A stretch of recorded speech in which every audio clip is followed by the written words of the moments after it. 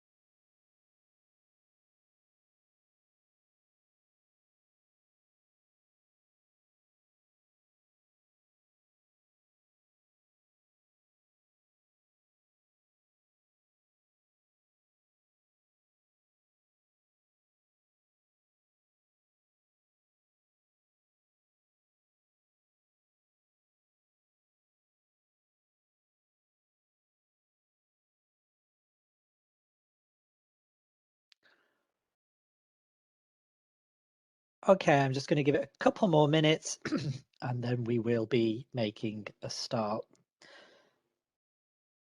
Just a couple more minutes to allow people to join us.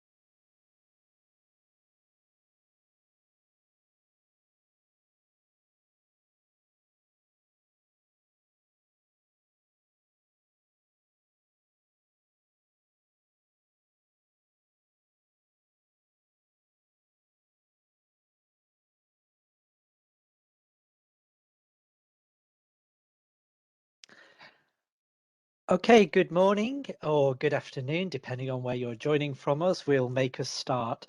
Before I do so, just to remind everybody, the conference is being recorded, and by joining you are consenting to this recording. So a very warm welcome to this conference. For those who don't know me, my name is Dr. Peter Simcock and I am Senior Lecturer in Social Work at Birmingham City University in Birmingham in the United Kingdom. And it's a great pleasure for me to welcome you all to day 2 of this third conference organised by a partnership between Birmingham City University, the University of Manitoba and Université de Saint-Boniface. So I'm welcoming you on behalf of the organising committee, a team of staff from those 3 universities who have worked together to coordinate these conferences. We've certainly faced some challenges organising these last conferences, and there's many people to thank, which I will do so at the end of these conferences. But we're social work, we're happy always, aren't we, to face a challenge, to adapt quickly and to problem solve. And so I'm delighted that we're able to be involved and lead this conference this morning and this afternoon. And I think you'll agree from the slide in front of you, we have an excellent programme ahead. So this is day 2 of our Building Back Better conference. In day 1, we heard from Professor Croysdale Appleby, we heard from David Collins, from Karen Crow, from Shelley Rotenberg and Dr. Petra Roberts, an excellent presentation from all of our speakers. And that has been recorded, so will be viewable if you weren't able to join us for that first day. But I'm delighted you've been able to join us for day 2 for this conference. And without further ado, I'm now going to hand over to my colleagues from the organising committee, representatives from each of the universities, Jessica Wagner from Birmingham City University, Dr. Judy Hughes from the University of Manitoba, and David Alper from Université de Saint Boniface, to welcome you on behalf of each of the organisations, starting with Jessica Wagner. Thank you. Thank you, Pete. Can you hear me okay? Yeah, we can hear you. Right, sorry. Well, thank you, Peter. So on behalf of Birmingham City University, I would also like to extend a very warm welcome to all of you attending day 2 of this 3rd collaborative conference. It has been and it continues to be a privilege to be involved in these events, in the sharing of the knowledge and the building of international friendship and collaborations. The beauty of conferences such as these lies in the learning about our differences in relation to our societies and the social work profession within it, but perhaps more so in our similarities. After all, inequalities and the need for social justice are universal and without borders. And it can feel reassuring and perhaps somewhat liberating to know that we're not alone in responding to challenges to our profession and our societies as a whole. I think that strength to address such challenges develop from unity, both nationally and internationally. And such strength can grow through learning from each other by exploring our different perspectives, our different approaches, and perhaps through the bouncing about of ideas and innovations that may better equip us to be the profession standing up and perhaps becoming that voice to speak out against inequalities. We know COVID has impacted on all of us, highlighted the disparities in our communities, but also provided this opportunity to challenge those disparities and demand and be part of a recovery that is based on building back better. And I think what better way to achieve that than through a conference that looks at this very issue and an opportunity perhaps to take away some ideas on how we may do this and how or what we may demand. So I really hope you will enjoy the variety of speakers today and that you will take away some inspiration on building back better yourself. So from us, that's enjoy, and thank you very much for attending and your time. Thank you. Thank you, Jess. Dr. Judy Hughes. Thanks, Peter. So I'm Judy Hughes, as Peter has just said. So I have the privilege of also, after Jess, extending a warm welcome to all of the presenters, as well as everyone who's attended this morning. And so just following on what Jess has just said, so the importance of what's been generated and the organizing committee that's put together now this 3rd conference in a row as we've moved through various stages of this global pandemic and the need to consider this kind of knowledge within the profession of social work, from its, the very direct practice to higher level, and the impact that it's had on people's lives and will continue to have. So what's being generated, through this conference and the various the other forms of it that have come previously, and what we're going to hear this morning. So I look forward to the presentations, and I offer that welcome again on behalf of the Faculty of Social Work at the University of Manitoba. Thank you. Thanks so much, Judy. And David.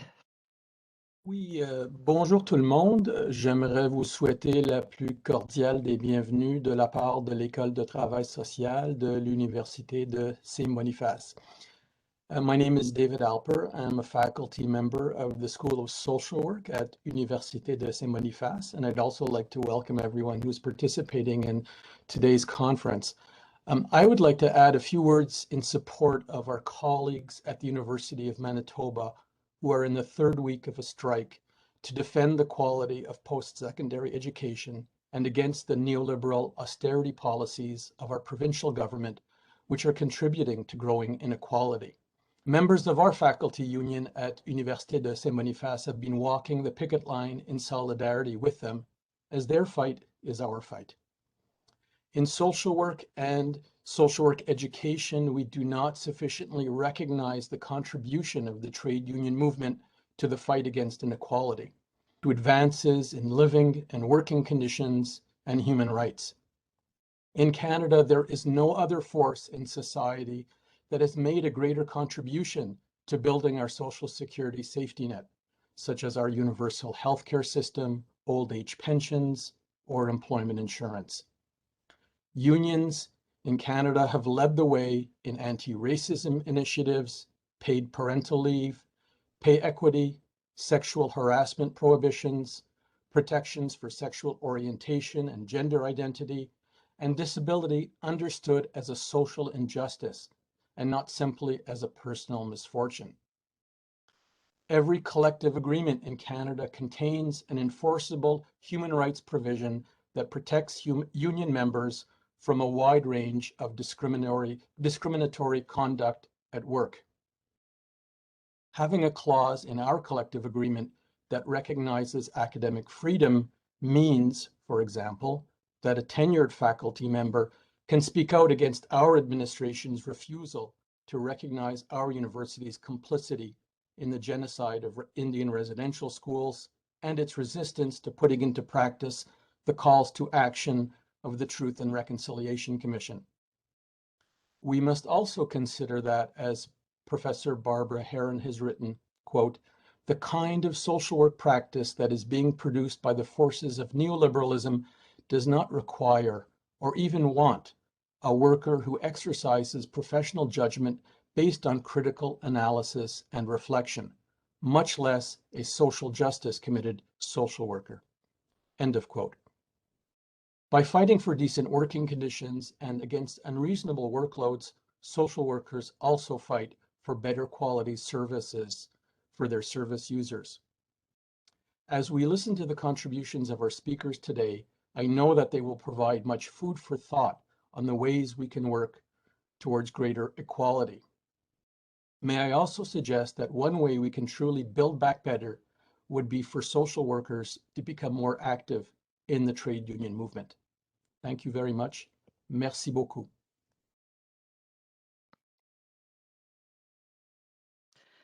Thank you so much, Jessica, Judy, and David. It's lovely to hear welcome from all our partner universities. And I would certainly echo the comments of Jess at the beginning and of all of you that it's been a privilege for me to work alongside colleagues.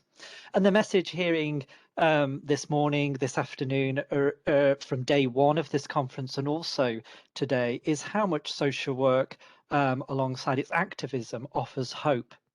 And for me, through living through a very difficult time, that we've heard how the inequalities have been exacerbated and highlighted through this time, the role that social work plays in hope, hope for a better recovery and the ways in which we contribute to that.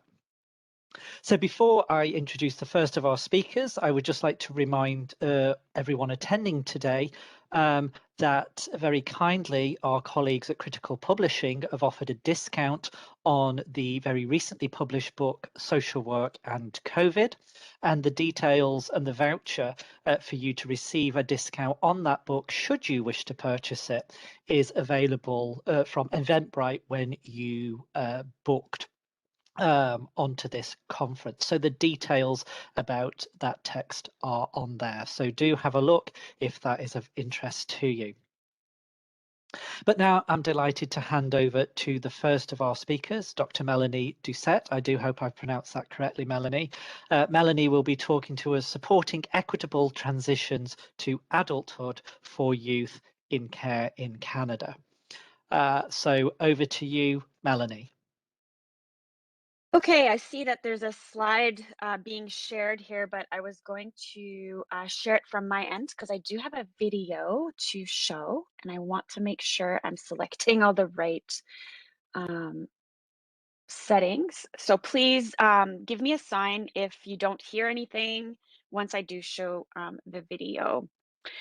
So today I'm going to be talking to you about the work that we're doing at the national level at the Child Welfare League of Canada in collaboration with the National Council of Youth and Care Advocates on supporting equitable transitions to adulthood for youth in care across the country.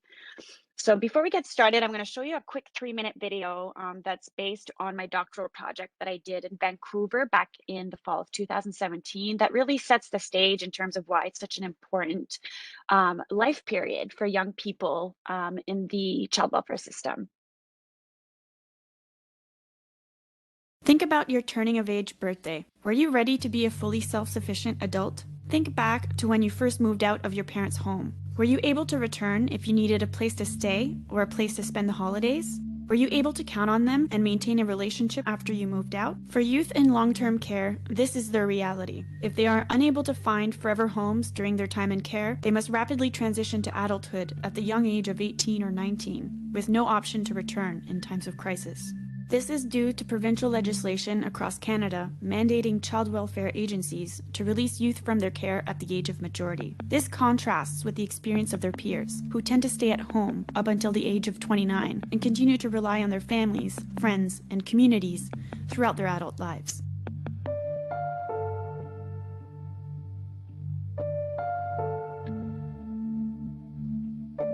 Due to this cutoff of supports, youth exiting care tend to have limited support networks, and most of the connections made during their time in care are formal, paid for, and have an expiry date. This is despite research indicating that supportive long-term relationships can act as a bridge during this difficult transition. Research also illustrates that the status quo is not working. Most young people exiting care are at high risk of experiencing multiple difficulties.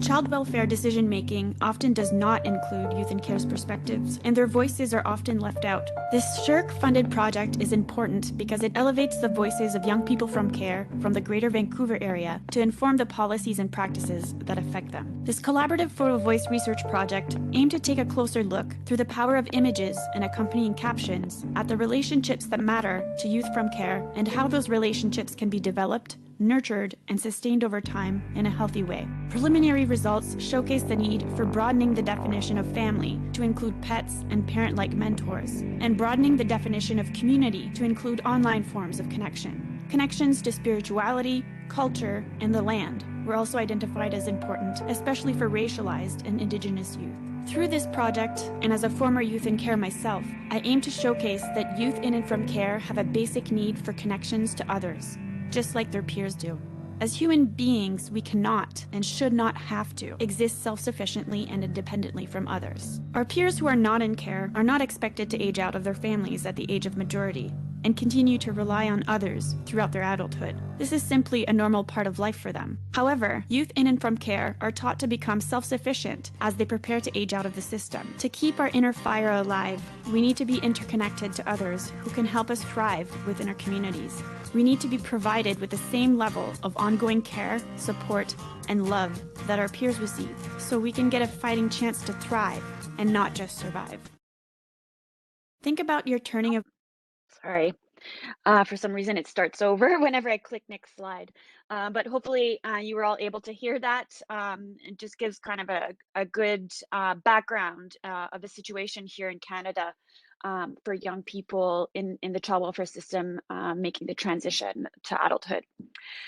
So during the COVID-19 pandemic here in Canada, we have been successful at the national level in advocating for moratoriums or emergency measures on aging out of care during the pandemic.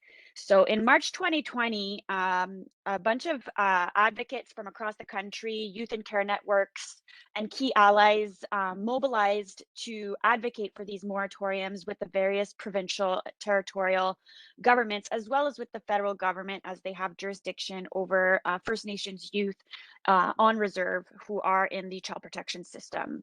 So together we came together to advocate for these moratoriums because we were really concerned that young people were going to have to age out of the system, not only in precarious situations prior to the COVID-19 pandemic, but now there's a physical danger, a health risk, a health danger that's heightened due to the pandemic. And so we did a bunch of press releases, media interviews to advocate for these moratoriums, and we were successful in getting them in most jurisdictions, including in Manitoba.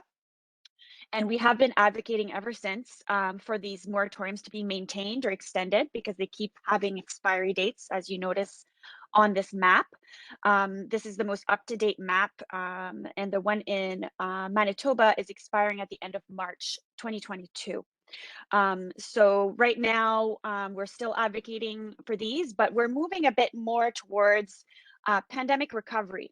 So now we're thinking about, what happens once these moratoriums and emergency measures are lifted or expired or not renewed. Youth will have to go back to the status quo that existed prior to the pandemic, which, as you saw in the video, in that quick statistical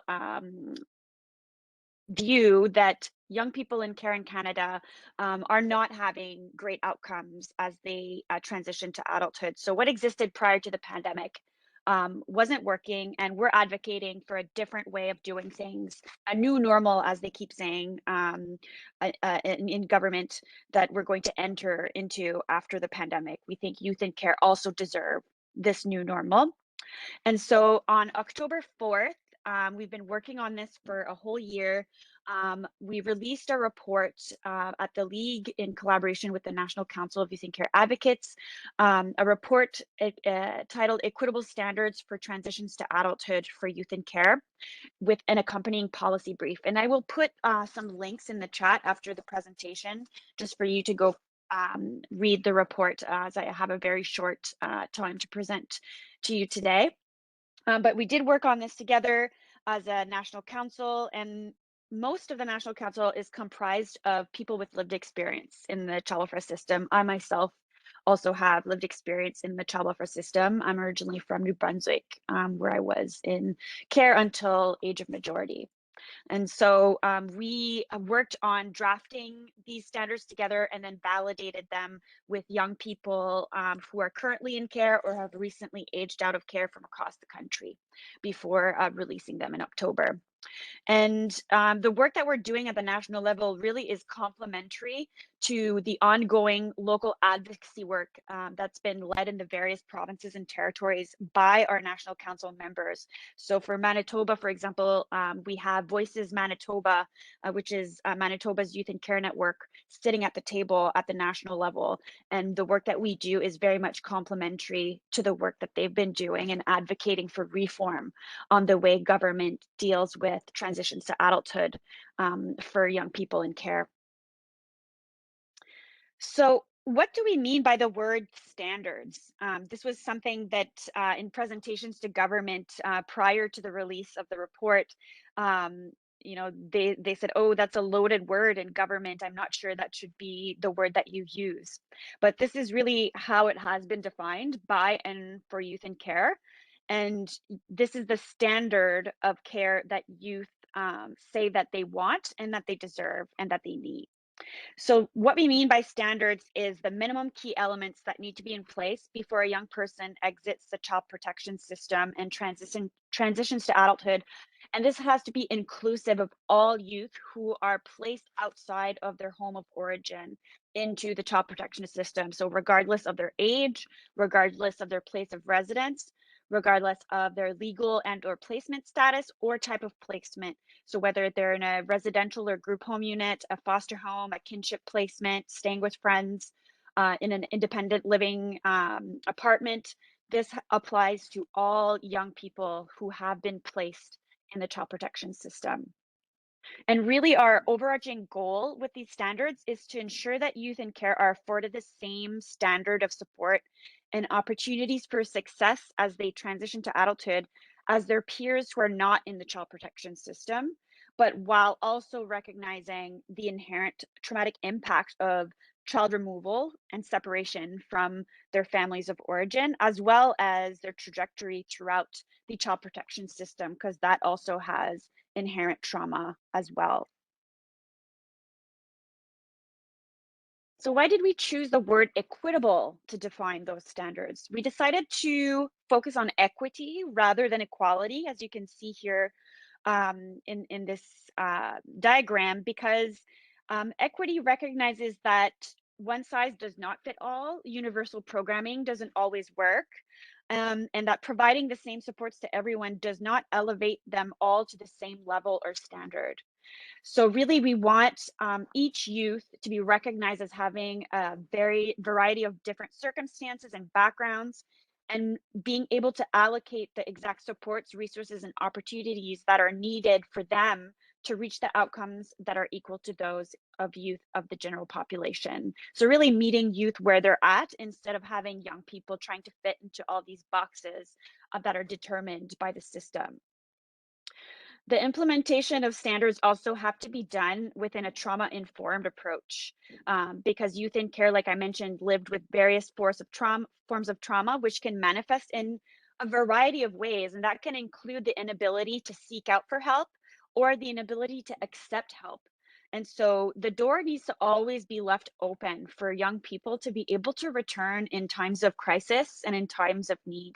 And currently, the way that the system is set up and the legislation is set up, at age of majority or at the end of a program that you're in, if you're fortunate enough to be part of a post-care program that's available in your province or territory, your file gets closed and you don't have the opportunity to ask for help later on down the road if you need it. And we all know that that's not the case for young people in the general population. Their parents don't disown them at the age of majority just because of the age that they've reached. They're able to rely on them for all forms of support as they need it throughout their lives for the most part.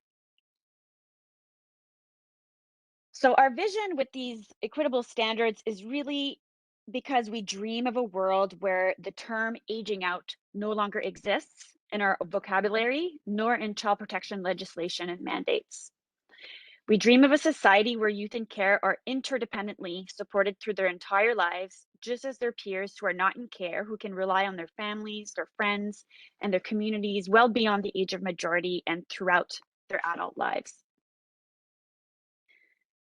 So we came up with 8 transition to adulthood pillars that really focus on the areas of need of young people in child protection as they transition to adulthood, to be able to have really a wraparound approach. So these are not in order of priority or in order of importance. They're really all interrelated and need to be applied together.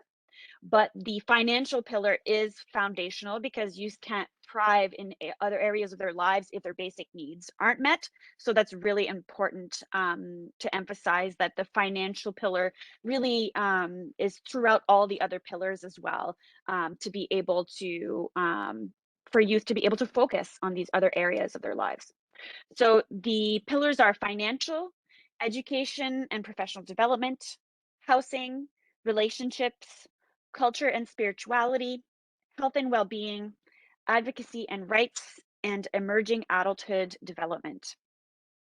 So these pillars have been developed based on prior research, prior best practice reports, as well as the current feedback that we've received from young people through these validation sessions that we held across the country, as well as the expertise of the members of the National Council of Youth and Care Advocates. The financial one, you'll notice under every pillar, there's a statement, and that is the standard. That is the standard statement. So that's what we mean when we say standard. So for the financial pillar, the standard is that every young person should have the financial resources required to meet their needs. Youth in care deserve to have a financial starting point that is above the poverty line and allows them to pursue their career interests and their dreams. And this is important because currently the way young people are set up as they age out of care is that they start their young adult lives immediately in poverty. They live below the poverty line. And that's often due because they don't have a savings account set up. They don't have a financial safety net to fall back on because all their formal supports have been cut off. The formal caregivers also have been cut off for the most part. And they often don't have the skill set yet to be able to enter the job market, because as you saw in the video, the outcomes of young people, including their education outcomes, aren't very great. Less than 50% of young people in the child protection system here in Canada graduate high school. So let alone, thinking about going to post-secondary, that percentage is even lower. So they're kind of set up to fail in a way, and that's how they fall through the cracks. And it's really difficult for young people once they start their adult lives under the poverty line to really get themselves out of that poverty cycle. So they often tend to rely on social assistance and often end up in situations of homelessness, as you saw in the video as well. The second pillar, the statement for education and professional development, is every young person should experience an environment where they can learn and grow in ways that are meaningful to them and at their own pace. And again, that's really important, that last piece, at their own pace, because as I mentioned, less than 50% graduate high school. But if they were given the time and the opportunities to finish their high school, they would be able to pursue other professional development and education opportunities. So if a young person from CARE wants to pursue a bachelor's degree or a college degree at age 27, this should be supported by the system and not create more barriers for them to be able to do so. The housing statement is every young person should have a place they can call home without strict rules and conditions to abide by. And what we mean by that is strict rules that are above and beyond what young people in the general population have to follow, typical to renting an apartment. Because what happens to young people from CARE if they access any housing that's tied to a program like a post-care program, oftentimes they are over surveilled. They have very strict rules that they have to abide by, curfews and things like that, that again set them up to fail, set them up to not be able to meet those requirements. So we're saying that young people need to be able to live a normal life as they transition to adulthood and not feel like they're part of the institution still. The fourth pillar, the statement, is every young person should have people in their life that they can count on unconditionally and interdependently. Youth in care need to feel that they belong, have worth, and are valuable members of their communities. The fifth pillar, the standard of culture and spirituality, is that every young person should be connected to their culture and spirituality in ways that are meaningful to them, safe, and at their own pace. And that's important because not all youth who come into care have the privilege of knowing where they come from due to colonial assimilation practices and genocidal policies. And so it's really important to provide opportunities for youth of all identities to be able to connect to their natural environments, to their communities, and to themselves in a way that's meaningful to them and that feels safe for them, and that accompanies them at their own pace in that regard. The statement for health and well-being is that every young person should be provided with timely ongoing services and benefits that support their lifelong health and well-being. These supports need to be offered within a trauma-informed, non-judgmental harm reduction approach without significant wait times. And as we know, in Canada, the wait times are significant, not just for youth in care, but for all youth. And that really poses so many issues because by the time that they're able to access the supports they need, the issue has either aggravated itself so bad that they're either institutionalized or they've died, they've committed suicide. And we see a very high rate of suicide and suicide attempts in the youth in care community for youth who age out of care for those reasons. Advocacy and rights the statement is that every young person should have their rights respected and should experience environments where their voices are heard and their silence is addressed holistically. And again, that's important because when a young person is quiet, it doesn't necessarily mean that they don't want to be heard. It might mean they just don't know how to communicate their needs. They don't know how to advocate for themselves yet. They don't have that skill set. So connecting them to youth and care networks to have that training and that peer support and that identity building is really important. 2 minutes to go, Melanie. Yeah, and the last pillar is emerging adulthood development. Every young person should experience environments that cultivate personal growth and development as they transition to adulthood. And I'm sure as academics, you've all heard about emerging adulthood, which is a new developmental phase that's been kind of arising in the literature in the last 15 years, where young people are taking much more time in the general population to transition to adulthood between the ages of 25 and 29, typically. And because of the way that the legislation works here in Canada for child protection, young people from care are not able to even experience this phase whatsoever. So the current way that it's structured legally, as well as the way the services are offered, they're not developmentally appropriate for young people from care. So I'll just go over this one slide and then our next steps, and then I'll wrap it up. So under each pillar in the report, and I won't have time to talk about those today, but I will provide a link to the report. And I'm also happy to provide PDF of my slide deck afterwards. We provide a list of key supports under each pillar as actionable checklist items to ensure that jurisdictions, organizations, and caring community members are meeting the outlined standards. So we actually even provided an action plan so that the standard can be met.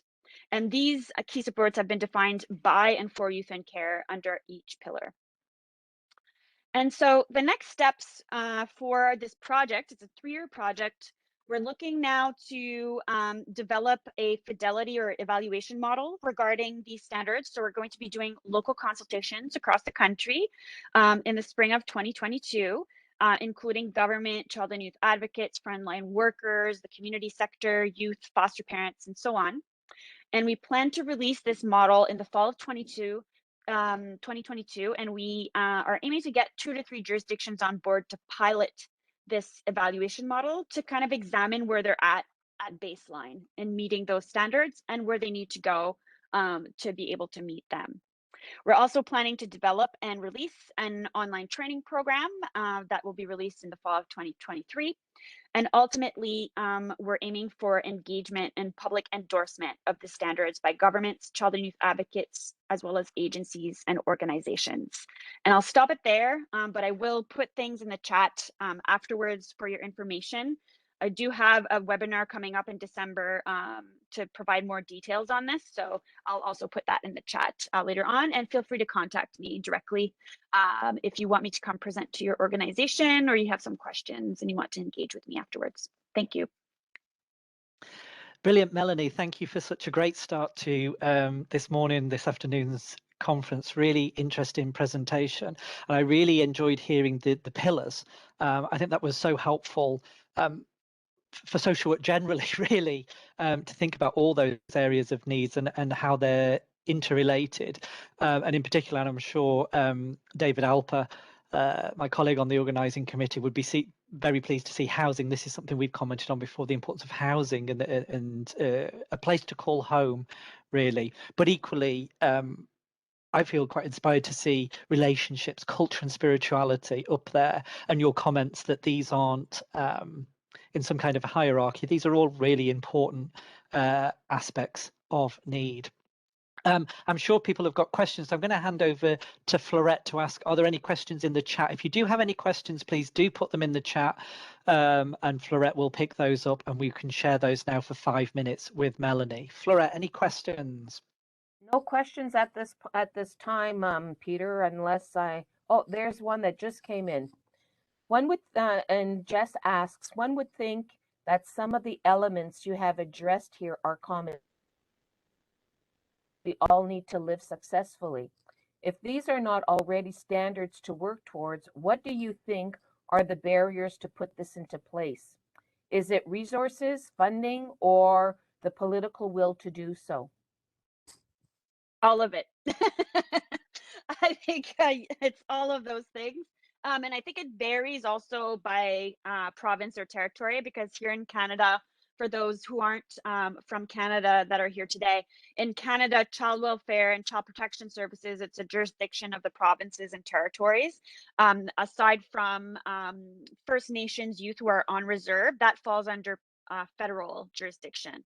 So the reason why we don't have national standards, so the same kind of standards across all provinces and territories, is because of that.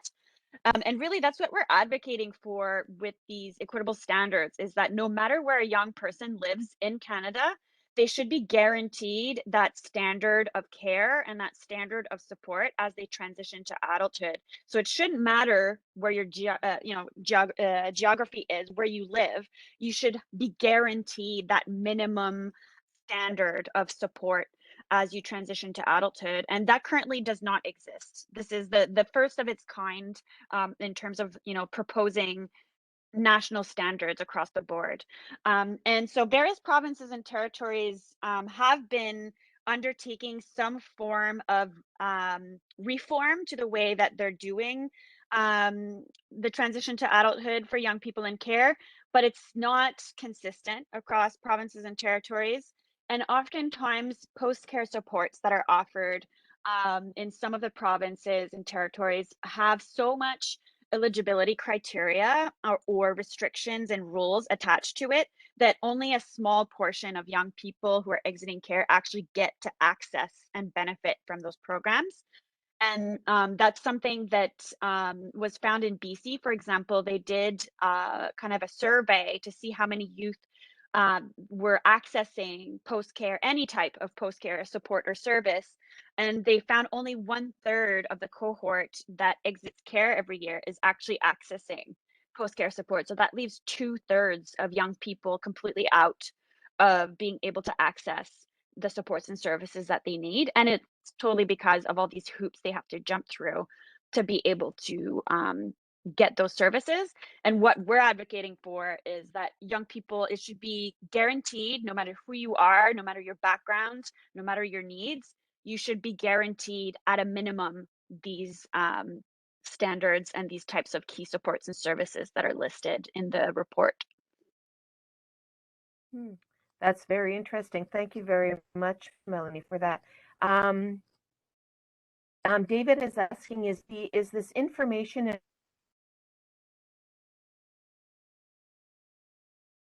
Laura, you're cutting out for me in terms of the sound, but I think I saw the question pop up. So I think I know what you asked. Yes, it is available in French. We do have the report and the policy brief in French. Our webpage is also, you can toggle from English to French. And I'm doing, like I mentioned, set of webinars. So December 7th is the English one. It'll be from 12 to 1 p.m. Eastern time. And December 9th, which is a Thursday, from same time, 12 p.m. to 1 p.m. Eastern time, will be in French only. So I will put all that information in the chat after I stop talking. And I'll put the links to our webpage and all that in both English and French. Wonderful. Thank you very, very much. Jess, thanks you very much, and says that's really interesting. Thank you. Many similarities in the themes and the UK. Ashley, Ashley's asking, great presentation and fabulous work. Thank you for sharing. I may have missed this, but are there any provinces or other countries that are already doing some of this good work to improve the situation for individuals existing child welfare? So we did write a, we did. Go ahead. Go ahead. No, go ahead. Okay, sorry, your sound keeps cutting out, so I don't know when you're done or not. My apologies. So we did write a policy brief on this to compare Canada in comparison to other Western countries. And Canada is actually only one of the very few that doesn't have some sort of national program or national legislation that guarantees a minimum level of supports and services. So that's something that Canada really needs to progress on. And I'll put a link again in the chat to the policy brief so you can go take a look. It was written by myself and Dr. Barda Manfeder from Concordia University, who is also an expert in the area of youth aging out of care. Thank you very much, Melanie. It's a shame that Canada doesn't have those policies in place. And David says, merci beaucoup. Oui, merci. Je parle français aussi. So if you ever want me to come present to a class or to your staff or anything like that, I'd be more than happy to do so in French as well. Oh, wonderful. We will take you up on that invitation, I am sure. Great. Thank you, Florette. And Melanie, thank you so much for starting off our conference so well with an excellent and a very interesting presentation. So I'm delighted now to hand over to our next speaker, Dr. Khadija Williams, who's going to be presenting Young People and Social Agriculture for Sustainable Futures. Khadija, over to you. Thanks very much. And thank you very much. Just checking, you're hearing me clearly. And it's a pleasure to be here. Yes, it's a pleasure to be here this morning at this very important conference. And also, I was really pleased to hear Dr. Doucette speak on the issue of transitioning from state care as well. So today, I will be highlighting the practical application of a lot of those concepts that were just discussed by Dr. Doucette in our developing society, Jamaica, low resource setting, as you know, and is struggling with a lot of finances, getting the resources to do what is needed as outlined in those pillars by Dr. Doucette. So it's quite interesting to see the similarities as well, but yet with the low resources, how we have been able to begin innovating around this. So next slide, please.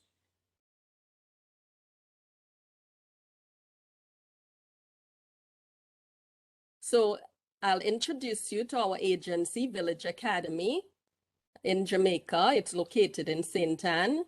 And then I'll explain to you the social agriculture concept, how we see it. I'll demonstrate some practical examples of how social agriculture is applied, and then highlight the relevance of futuristic thinking to engaging vulnerable young people who are leaving care, as well as those who are living with families in the low socioeconomic group, as well as helping them to sustain, to have sustainable futures. You can go ahead, and I do this talking about food security, sovereignty, positive youth development, innovation, and resilience. Could you, yes. So I'm not controlling my slide, but I know the technician will work with me. So what's Village Academy? As I said, we're in rural Jamaica in St. Anne. We're an independent post-secondary school approved by the local Ministry of Education, Youth and Information. We also are approved by City and Guilds examinations in the UK, as well as the National Council for Technical Vocation and Education and Training. We offer training and certification in greenhouse technology, general agriculture, apiculture, crop production, goat and sheep rearing, and other areas aligned to agriculture, such as food processing, food preparation. Our staff comprises agriculturalists, behaviorists, and educators, all at the tertiary level. Moving along, so we have there, we're in the Northern Caribbean. For those of you who know Jamaica, Northern Caribbean, that there we're highlighting where we're located. St. Anne is one of the popular tourist destinations. And we have, as you know, the Caribbean, we have 44 million people in the Caribbean. Jamaica has 2.9 million of those people. And the young people between 15 to 29 years old, 751,000, and just 173,000 in the parish where I am located. Moving along, we have some pictures there. So this is, if you come to Jamaica, St. Anne, it's tourist resort. A lot of tourists come and they see this part of Jamaica. Beautiful. Yes, we have the bobsledding, the rivers and seas and all the lovely tree to tree, what they call them, zip lining. Yeah, and many other wonderful things that the country offers. As you know, tourism provides us with the majority of the GDP. So moving along, we also have, I must highlight the resilience of the people of Jamaica. As you would know, Usain Bolt, and we have Miss Fraser. All right, Shelley Ann Fraser, who excelled at the Olympics. The world knows Bob Marley, who was also from the area that I am presently residing in St. Anne, and also I'm not too far from where Marcus Garvey was born. Okay, so moving along, so we have some young people. We're going to look at the profile of our young people that we work with at Village Academy. So we work with the young people 16 to 25 years of age, and they come with the characteristics outlined in the previous presentation. So we already know Jamaica, low income society, furthermore restricted by barriers of coming from rural communities, many of them, low socioeconomic background, and growing up in state care. So the majority, we have like a 75-25 percentage, most of the persons coming from state care.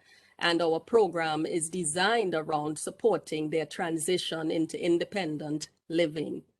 So they are plagued by the violence and crime. Jamaica is ranked up there in the top 5 of the world's most violent places. Kingston, I like to say, because sometimes it's like you're in different countries depending on which part of the island you are at.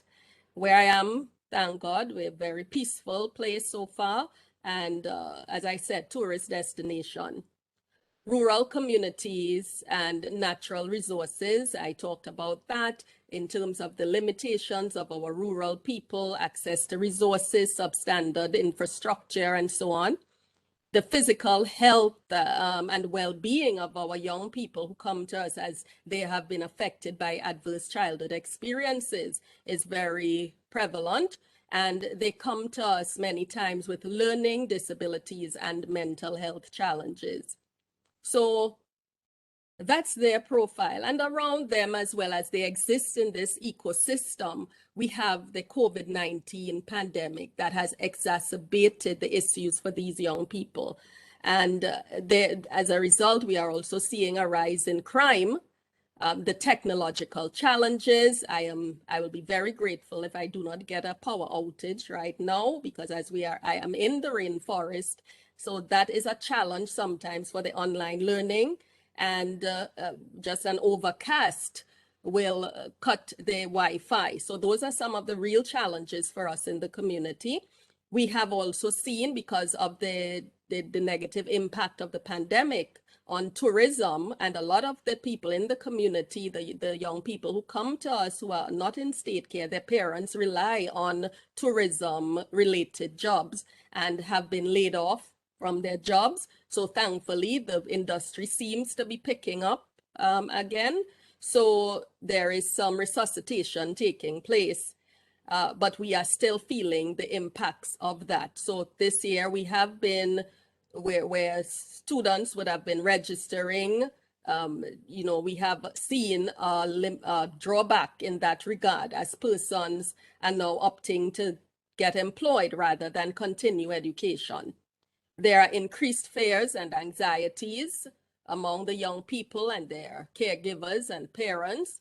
We also see, so some of the young people who may come to us may be HIV positive, so they are immunocompromised, or they have asthma and other respiratory problems and other illnesses that the pandemic and contracting COVID becomes very problematic. And of course, the issue of food insecurity, the rising prices of food. Each week we hear a different cost attached to food. We also see the farmers. There's a lot of pre-deal larceny taking place right now because of the pandemic and people losing jobs and all the things that come with those experiences. You know, and in red over there, you'll see where that's what we want to focus on with the young people amidst all of this chaos, and remembering the hope that we must provide for them, we must represent, is that we want to help them to focus on food production, entrepreneurship, so that that financial component can be achieved. Tourism and hospitality as a natural resource in the community needs to be a focus or a refocus. Getting overseas employment, as we see with the Canadian overseas farm work programs. Persons rely a lot on that in the community, and other overseas employment programs like caregiving, etc. And also in the student internship programs that post-secondary students are able to sign up with and participate during the summers, and of course, access to further education. So moving along nicely, we have the definition of social agriculture for you, and it's really the application of the agricultural concepts to understanding and responding to the personal, psychological, social, and career needs of young people. I'm not trained in agriculture. My husband, who is also the co-owner of the school as well, he's not trained. He's trained in policy development, sociology, and I'm social work, psychology, education, as you see in my profile. And what we do is we bring these concepts together. We're in a community that is a rural setting. Agriculture is the community's natural resource. We have come up with this innovative idea of how to engage young people, not only for the sake of food production, but also seeing a holistic development as part of our agenda for the young people and with the young people. So we very practically, we work towards applying the social sciences and agriculture sciences. So we get the experts in the field of agriculture. They are our partners, the local authorities, the rural agriculture authorities, the Ministry of Agriculture and Fisheries, and other partners, the College of Agriculture and Science. We get our facilitators come from that college, and other agriculture, tertiary education, the University of the West Indies. So our job, we are the masterminds and the masters. They are trying to pull all these things together to innovate, use the limited resources that are available to us so that we can impact the lives of these young people. Moving along. So our methodologies and methods. So what I must say is that it's quite interesting with the first presenter highlighting those areas. Now, we would have come into this area of work understanding the dynamics of young people leaving care and young people living in the family environment and what they need in order to successfully transition into adulthood. But what was important for us in this initiative, in this intervention, is that we also learn from the young people.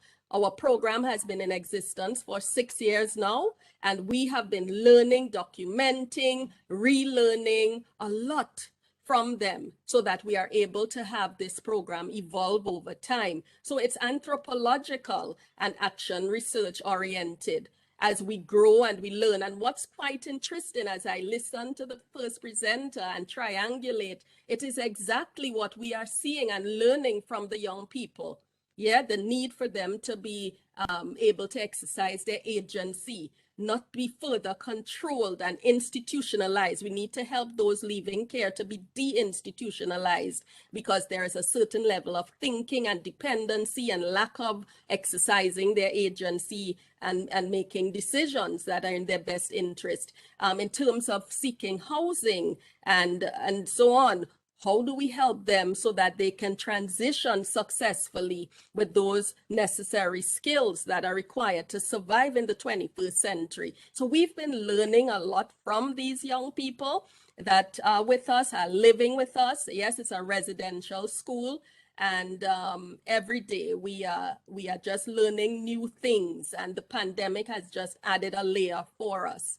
So we utilize, again, I talked about the agriculture training, the land-based interventions. How do they help? How does the land help them to develop their spirituality, their self-awareness? Yeah, they're becoming more environmentally conscious and understanding that in order for them to make good decisions around climate change, it needs to start with even basic decision-making skills.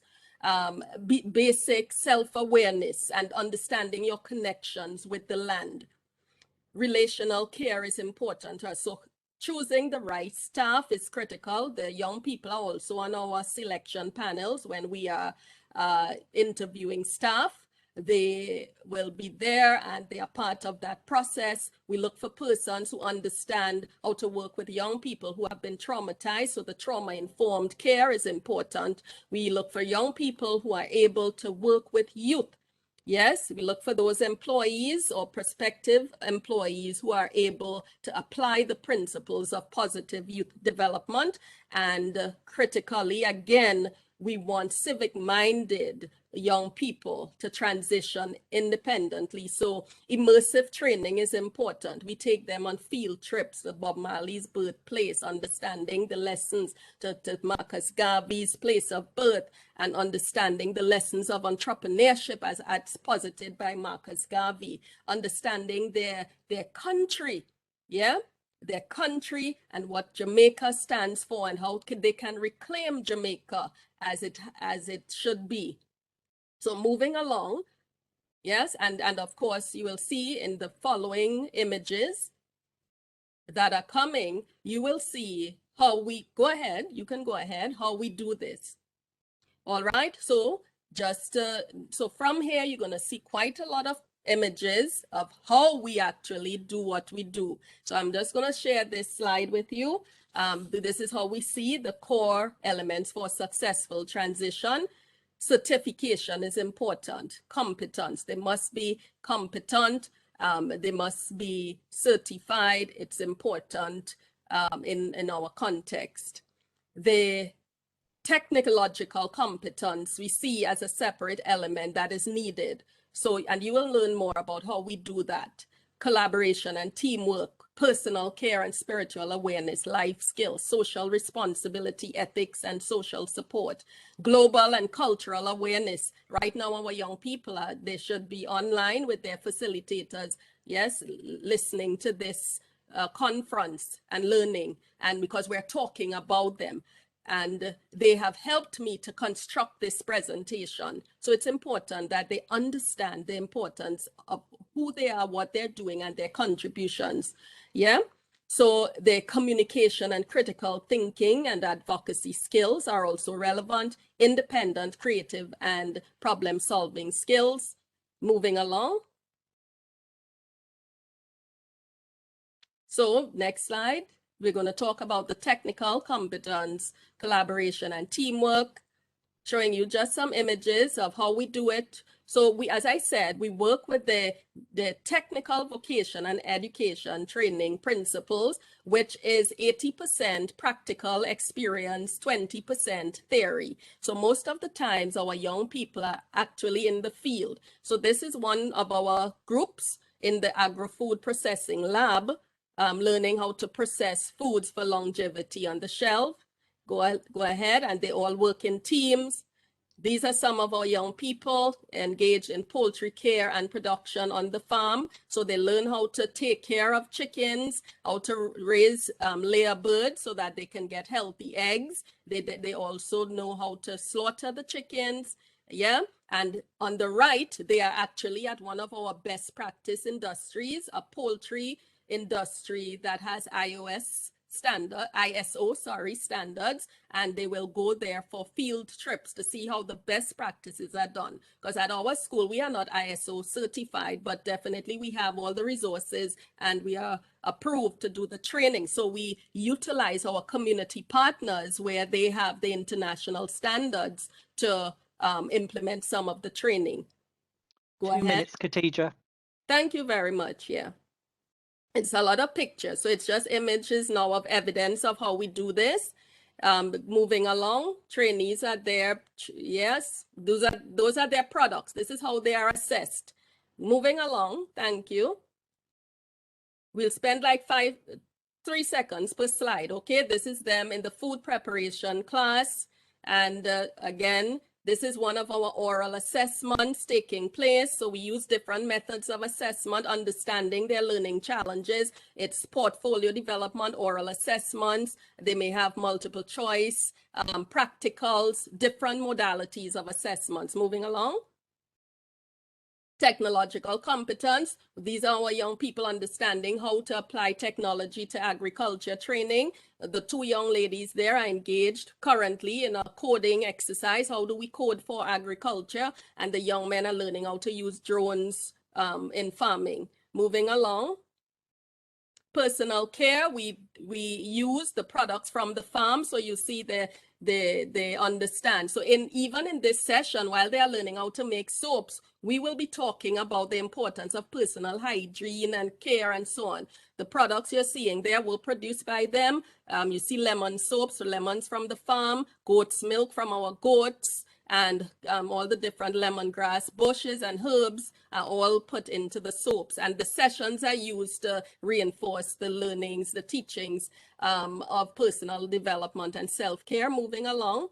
And they are there at church on a Sunday on the lower part. Then we have, just go along, we're moving along. I might have just can continue. Right, so we engage them a lot in the advocacy. And this was a young man, just 2019, before the pandemic, who represented the school in Barbados, representing his experiences as a young person in a violent community in Jamaica. He presented and he attended a conference where the United Nations Convention on the Rights of the Child, and it was awarded. He was able to advocate on behalf of other young people and how their rights were being violated in a community in Jamaica. Gender sensitive issues. This is the Ministry of Gender partnering with us to sensitize young people to issues of gender in rural communities and how young girls and women are affected during the pandemic. This was just a month ago. Just moving along quickly, just you can continue with the pictures. Yes, the pictures tell the story. Okay, moving along. You can go ahead. Right, we apply arts. Yes, we have a lot of artists there. So you see in these images how we practically apply the concepts that are needed in order for young people to successfully transition into independent living. This is what we do at Village Academy. We learned from our young people. We continue to learn from them. And the program is just evolving. And at the end, this is what we want them to be: certified, competent, and ready for a global and a regional and local space where they can be citizens who contribute to the development of their country. Thank you very much. This is our contact. Feel free to look at our website for more information as we continue on this journey with the young people of Village Academy. Thank you.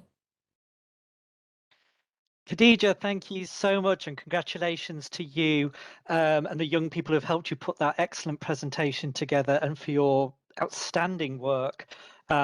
It's always unfortunate that we only have 20 minutes to offer people, isn't it? Because it would have been great to hear more from you, and an excellent presentation. Thoroughly enjoyed that presentation. Thank you so much.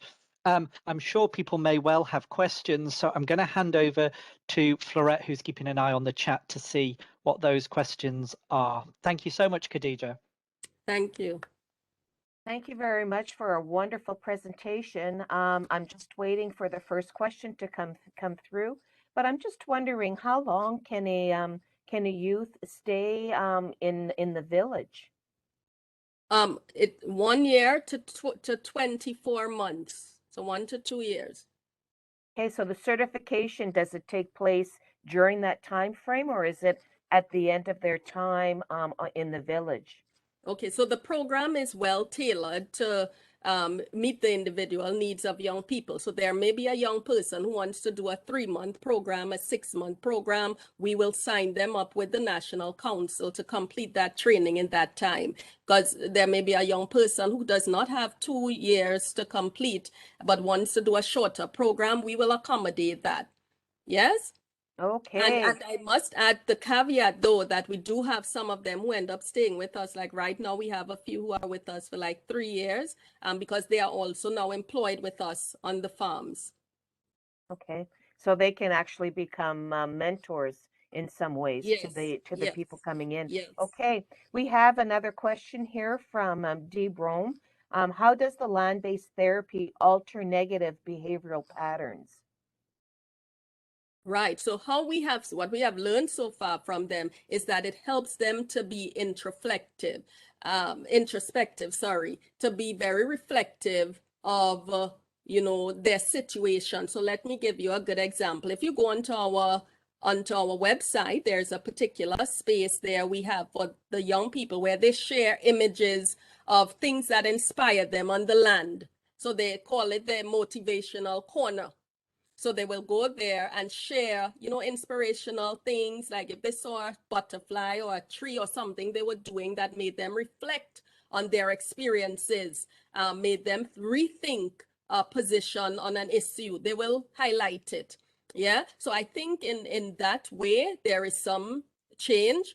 In addition to which, the land-based therapies, if we were to look at the natural products that are coming from the land, just the appreciation of creating your own food and eating healthier, physically, you see some benefits of it. Because we have a few of them who came off of the streets, are not accustomed to eating healthy food. They were living on snacks and whatever people gave them.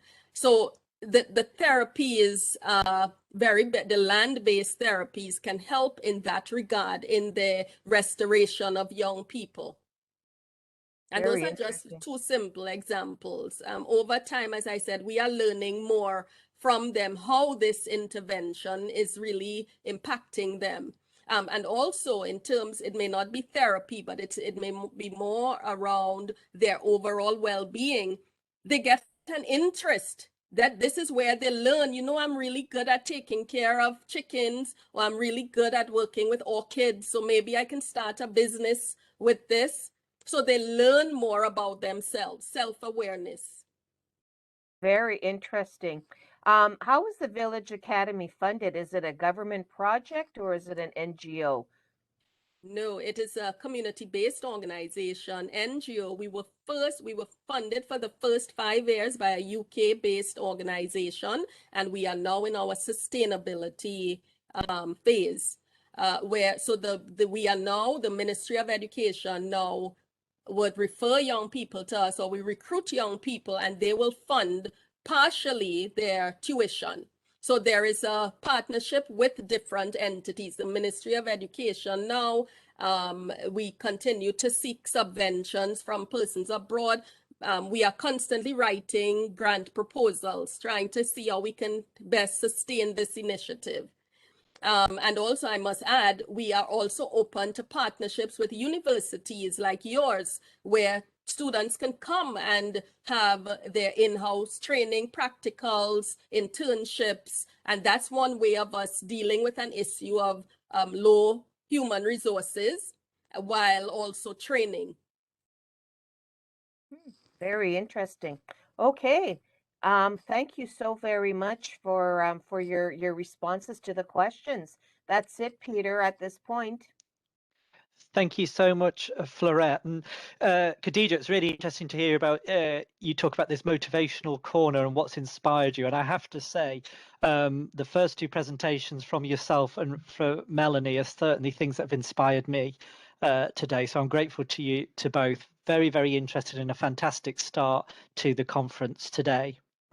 We're now going to have a short break so people have a chance to perhaps get a drink and certainly look away from the screen. And we will be back at 10:30 CDT or 4:30 if you're in the UK GMT with the next of our speakers, Dr. Sid Frankel. So have a good break, and we will see you back at 10:30 or 4:30. Thank you very much, everyone.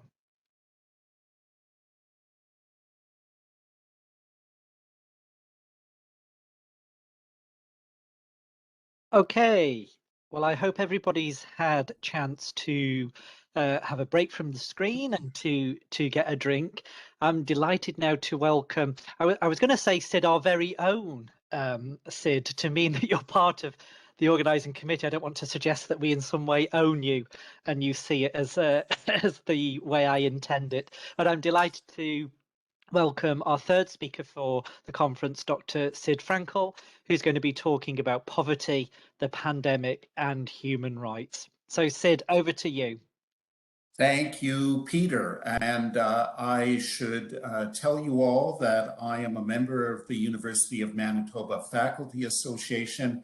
We are on strike to prevent the further neoliberalization of the university. And I'm engaged in this presentation with the permission of the Faculty Association because this is a research activity. So the title of the presentation, Poverty, the Pandemic, and Human Rights, an Overdue Innovation in Poverty Prevention and Reduction Policy. And it's called an overdue innovation because we've been talking about a human rights approach to poverty reduction for about 50 years.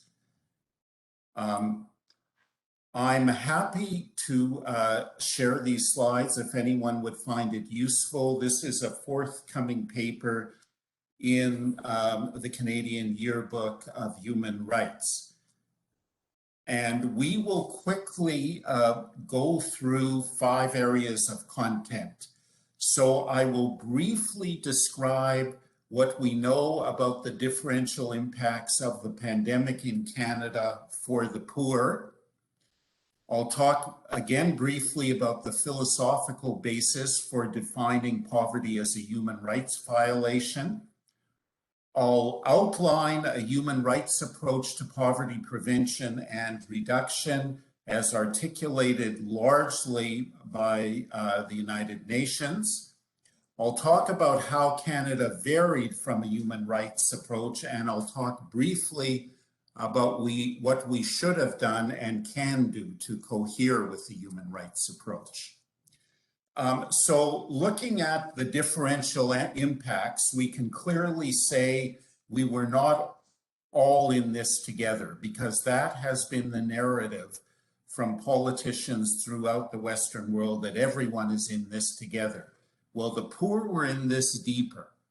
And we're going to look at a range of differential effects on health, on psychological functioning, and on economic circumstances. And we're going to look at 2 kinds of evidence: direct evidence, where people in poverty were directly studied, and indirect evidence, where groups that have higher poverty rates than the general population were studied. So first, looking at health effects, we have evidence from City of Toronto Public Health that the poor were clearly overrepresented among those affected by the COVID virus. So 46% of COVID-19 cases were living in low-income households. 55% of those hospitalized were living in low-income households. There's a clear overrepresentation because only 30% of the population of the City of Toronto live in low income. Indirect evidence from my own province, from Manitoba. So between May and December 2020, 51% of people who tested positive for COVID-19 self-identified as Black, Indigenous, or people of color, 1.55 times higher than would be expected from their proportion in the population. And the poverty rate of visible minority Manitobans is about 5 percentage points higher than non-visible minority Manitobans. The poverty rate of Indigenous Manitobans is 10% higher than non-Indigenous Manitobans. Psychological effects, well, we have one nationally representative survey of the mental health impacts. It's a survey of 3,000 adults conducted in May 2020. Those with annual gross household incomes of less than 25,000 had a much higher prevalence of pandemic-induced mental health deterioration than the sample in general. So 47.5% versus 38.2%. They had more than double the prevalence of experiencing suicidal thoughts or feelings in the sample as a whole, 13.8% versus 6.4%. And that survey has much other data that we don't have time to talk about. Looking at employment effects, we have direct evidence, a study of changes in employment and aggregate hours between February 2020 and April 2020 for adult workers between 20 and 64. Workers in the bottom quartile accounted for 10 times the job losses of those in the highest earning quartile, 44% versus 4.4%. Workers in the lowest earning quartile experienced more than 3.7 times the loss of work hours as those in the highest quartile. So we weren't quite all in this together in exactly the same way. Why is poverty a human rights violation? And I'll briefly talk about some of the philosophical basis of this. First of all, from Mansilla, who asserts a right to subsistence on the following basis. Subsistence is required for enjoyment of any other rights. On the basis of moral consistency, subsistence is necessary for human well-being, which is in turn necessary for all human action. Material resources are necessary to protect personhood, which is a core human interest, which must be protected by human rights, because if human rights don't protect personhood, what are they for?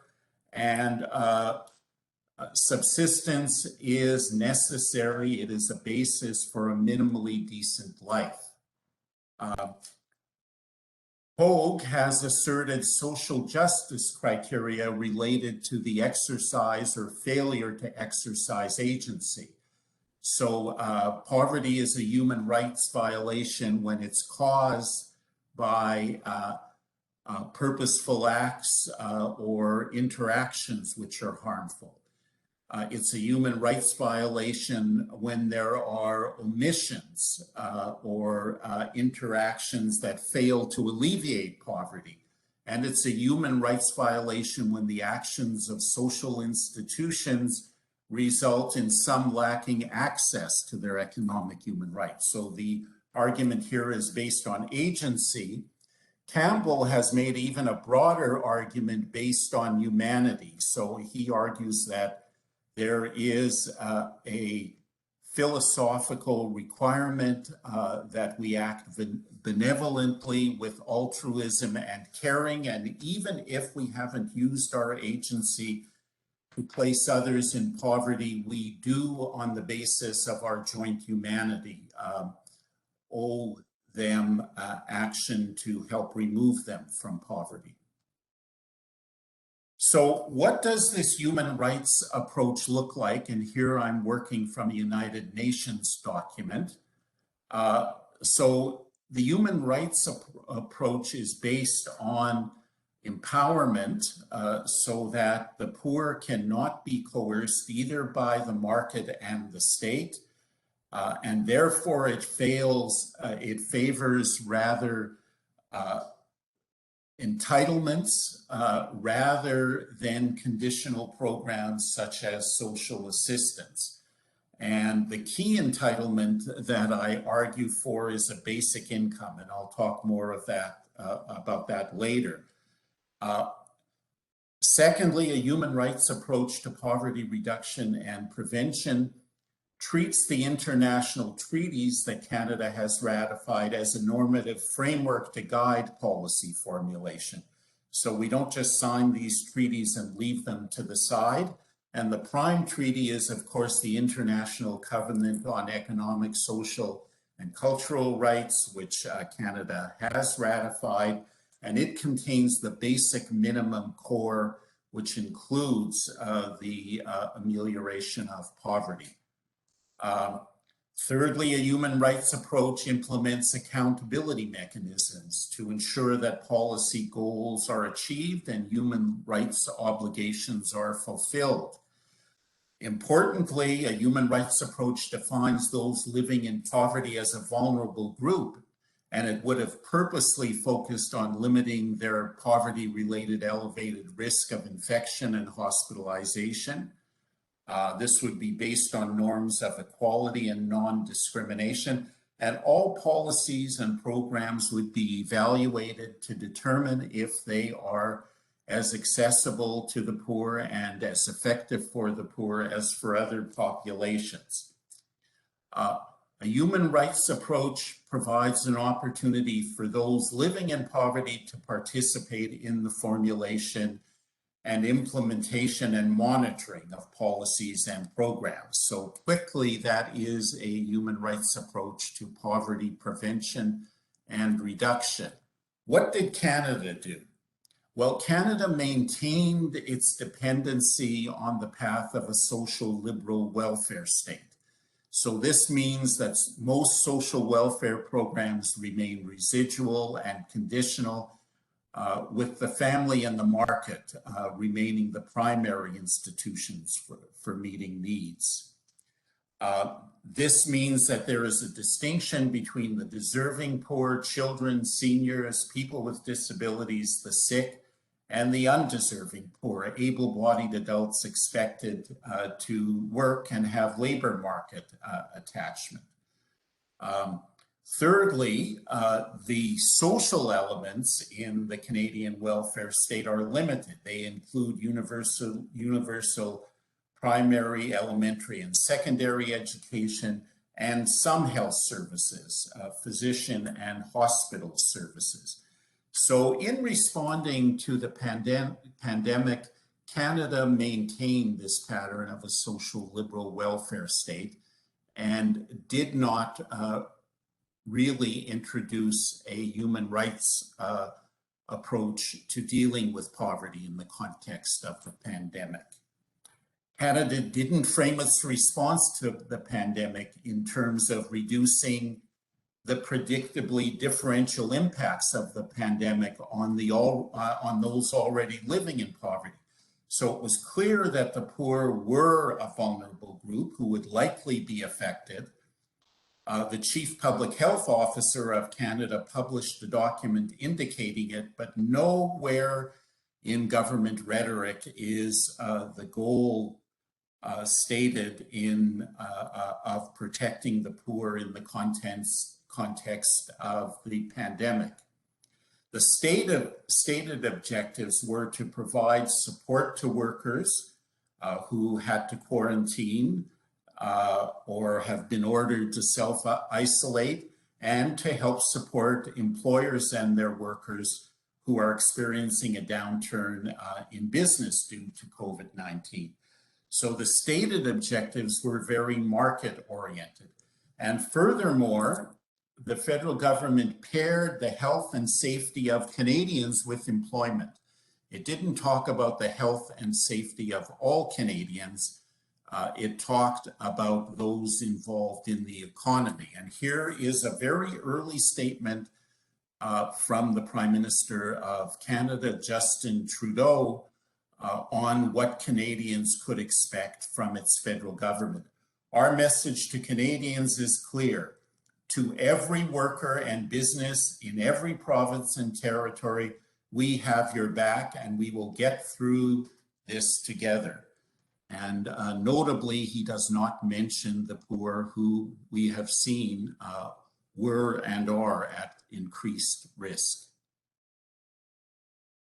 What else did Canada do? Well, it created the CERB, the Canada Emergency Response Benefit, And the CERB was only for those who had earned $5,000 in the market in 2019 or the 12 months before applying. It is a generous benefit of $500, or was a generous benefit of $500 per week. Well, what happened to the other groups that weren't in the labor market? The undeserving poor, they had to continue to rely on social assistance. There was no coverage for increased pandemic costs. Social assistance in Canada is often called legislated poverty because social assistance benefits in all provinces leave people below the poverty line. And social assistance has many conditions, a lot of surveillance from officials, including social workers, and is highly stigmatized. So there was a clear difference in treatment between the deserving and the undeserving poor. There was an online survey done out of McMaster University in Ontario that included 229 CERB recipients and 158 Ontario social assistance recipients. And the differences in outcome between the CERB, the Canada Emergency Response Benefit, and social assistance are very clear. A third of social assistance recipients often did not have enough to eat, and half had days without food, with no food at all. But for Canada Emergency Response Benefit recipients, only a tenth went a day without food. That's bad enough, but it's not as bad as for social assistance recipients. 63% of social assistance recipients bought nutritious food less often, and nearly a third made increased use of food charities, what in Canada are usually called food banks. For Canadian Emergency Response Benefit recipients, only a quarter rather than 63% bought nutritious food less often. And this survey has many other indicators of the differential impacts of conditional social assistance and the CERB benefit related to eligibility through labor market participation. What should Canada do? Well, Canada should start with a basic income entitlement. So this is the kind of entitlement that is favored by a human rights approach to poverty reduction.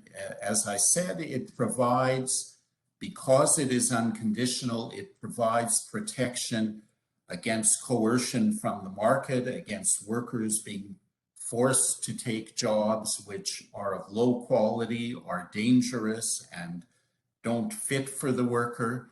And it is a protection against coercion from the state, protection against the neoliberal state trying to control costs on the on the backs of the poor. So as most of you will know, a basic income provides a stream of regular cash income to meet basic needs on a universal basis to all members of the political community, without the requirement to meet any behavioral conditions or to spend their income in any particular way, and therefore it is empowering. We conceive of a basic income as not involving any marketization of public services. So this basic income would not be expected to be used to purchase public services, which are now offered as public services or might be in the future. So these services will not move to the private market, and no removal of financial support for exceptional needs. So a basic income should not cover the additional cost of disability or cost for medication there should be, or costs for childcare. The other specialized programs should remain. 2 minutes, please, Sid. I think I fit into the time period, and I've got the references here, which I'm sure are too small to read. Thanks, Peter. I'm done. Thank you so much, Sid. Beautifully timed. As all speakers have been so far, it does make my job a lot easier. So thank you very much for a very interesting presentation, Sid. I'm really would appreciate your slides, actually. I'm very interested in this human rights approach, but particularly, as you know, I've done some work around the concept of vulnerability. So this definition and classification of the poor as a vulnerable group, and the way in which policy, the state, constructs vulnerability as opposed to it being some kind of inherent characteristic in vulnerable groups. I think poverty and the poor it's such an explicit example of that. I'm sure there's some questions in the chat, but to give people time to do that, Sid, I wonder, it's perhaps an unfair question, I'm afraid, but just hearing you talk reminded me, and I think, Sid, you will know the names of the authors because I can't remember, but there was a piece back in the 90s called Unfaithful Angels. The argument, if I got this correct, if I remember this correctly, was that social work had sort of abandoned their mission to the poor as it started to focus on sort of psychological individual therapies for troubled groups. And I guess my question is that still the case? Have we abandoned our mission, or do you think we're heading back to our mission, or what's your view on that? Yeah, so you're talking about the late Harry Specht and Mark Courtney's book. Specht, I knew you'd know it, Sid. Thank you. And yeah, I'm you cheating remember it. because Harry was my advisor in my PhD. Wow. So I think he makes a strong case that social work, as he puts it, has left its mission, or some aspects of social work has left its mission associated with the poor. So we've been unfaithful angels in terms of the title of the book, and taken up popular kinds of psychotherapies, which are delivered through private practice. And I think you can still make that case, but not for all of social work. So I told Harry at the time, and I would still say it, that the analysis is not nuanced enough. It considers social work as a unitary whole, and I don't think that is the case. I think his argument applies more to the mainstream of social work than to social workers who work from an anti-oppressive basis, from a structural basis, from a radical basis, or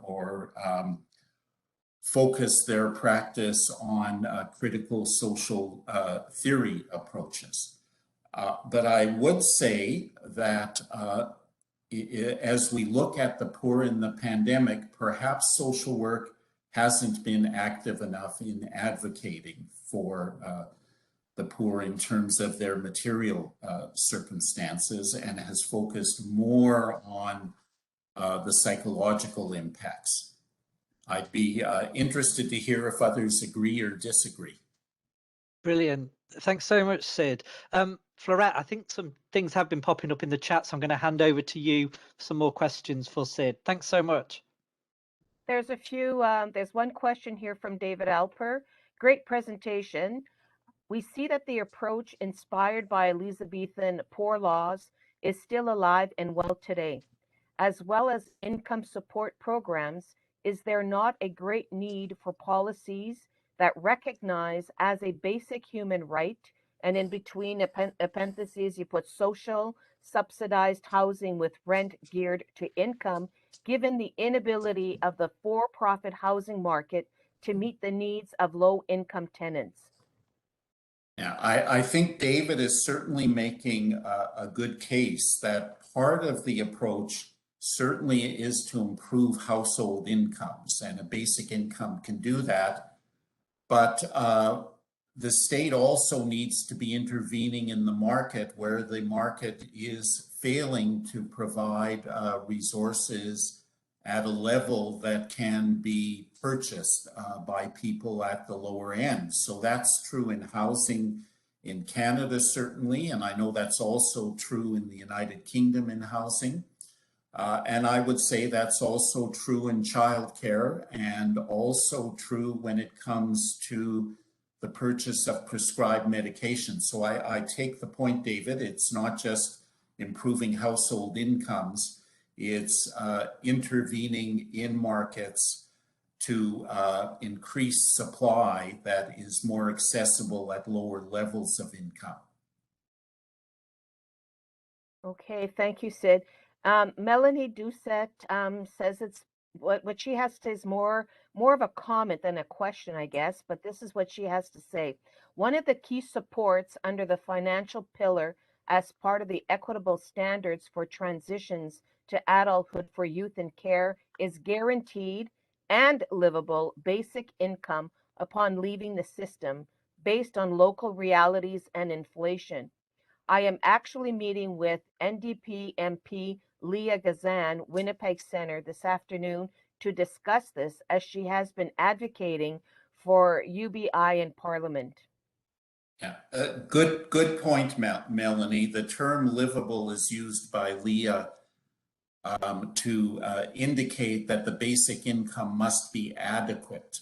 And there's important strategic questions there. So some basic income advocates argue for a kind of foot in the door approach to get a basic income which may not be adequate to meet basic needs, but it would be the foot in the door to be increased. So I'm very aware of what Leah has done. I was part of a group that actually wrote her private members motion.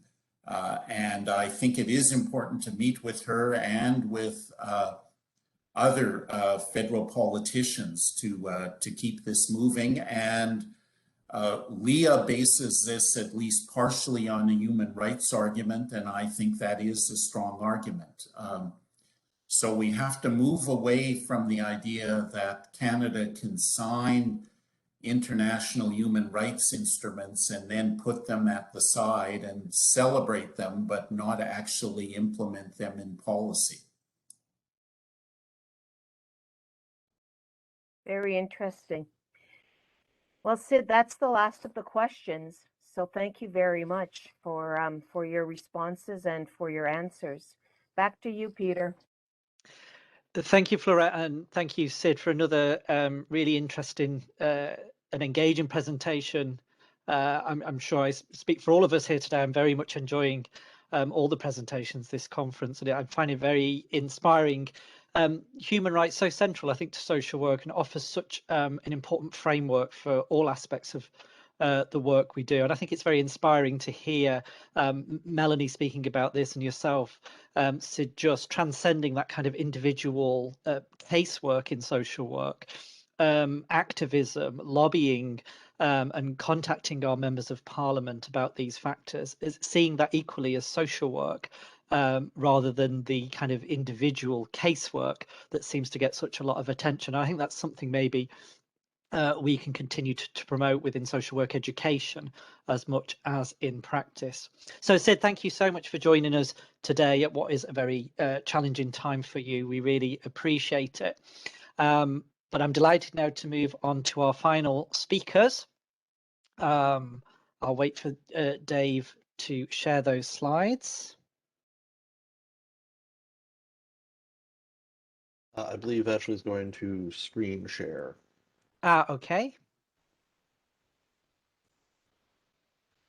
Perfect. So our final speakers of today's conference, we have Elise LeBlanc, Dr. Ashley Stewart-Tefescu. I hope I pronounced your name right. Ashley, do correct me. Dr. Jim Mulvale and Dr. Kendra Nixon, who are going to be talking about innovative social policy to prevent intimate partner violence and promote family well-being in the context of the COVID pandemic recovery. So Ashley, Elise, Jim and Kendra, I'm delighted to hand over to you for the final presentation. Great, thanks, Peter. Good morning and good afternoon, everyone. I want to welcome everyone to our presentation entitled Innovative Social Policy to Prevent Intimate Partner Violence and Promote Family Well-Being in the Context of the COVID-19 Pandemic Recovery, the Basic Income Model of Support. Next slide. Before we do so, though, it's important that we offer a land acknowledgement. Even though we're meeting remotely and perhaps all over the world, it's really important that we all consider the lands that we're actually situated on. So for me personally, and the University of Manitoba campuses, we're located on the original lands of the Anishinaabe, Cree, Oji-Cree, Dakota, and Dene people, and on the homeland of the Métis Nation. We respect the treaties that were made of these territories, we acknowledge the harms and mistakes of the past, and we dedicate ourselves to move forward in partnership with Indigenous communities in the spirit of collaboration and reconciliation. Next slide. So before we begin speaking about basic income and as a potential mechanism to address intimate partner violence, I first want to maybe talk about intimate partner violence in Canada. So when we refer to intimate partner violence, we're not talking about family violence. We're speaking about spousal or domestic violence, primarily against female intimate partners. We do take a gendered approach, recognizing that women are overrepresented as victims and survivors, and bear certain unique consequences from the perpetration of violence against them. So I just want to kind of highlight intimate partner violence in Canada. Here's a good definition by the Women and Gender Equality Canada, which is a federal department that looks after kind of intimate partner violence, formerly known as the status of women. And so here's a list of the different types of intimate partner violence. As you can see, it is very, very complex.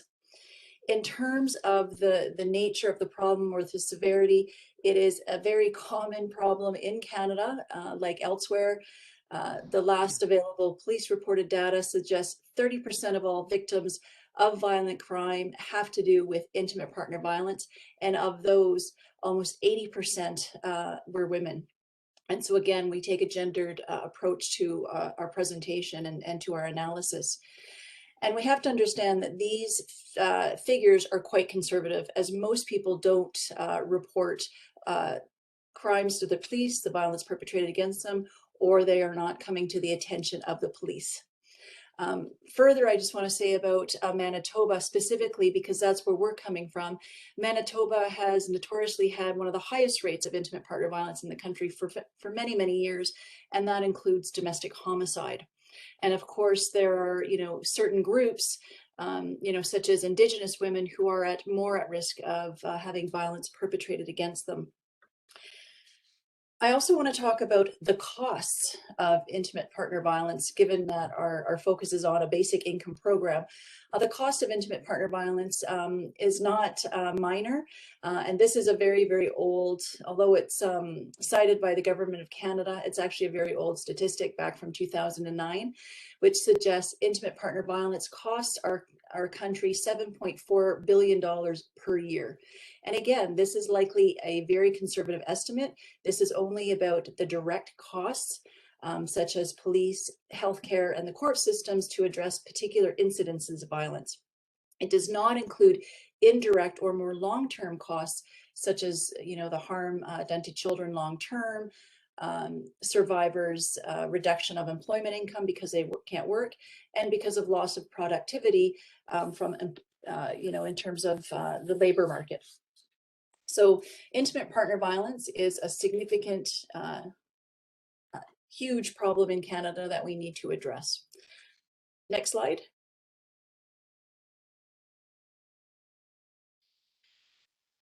And intimate partner violence has been especially concerning since the pandemic. It's been known as the pandemic within the pandemic.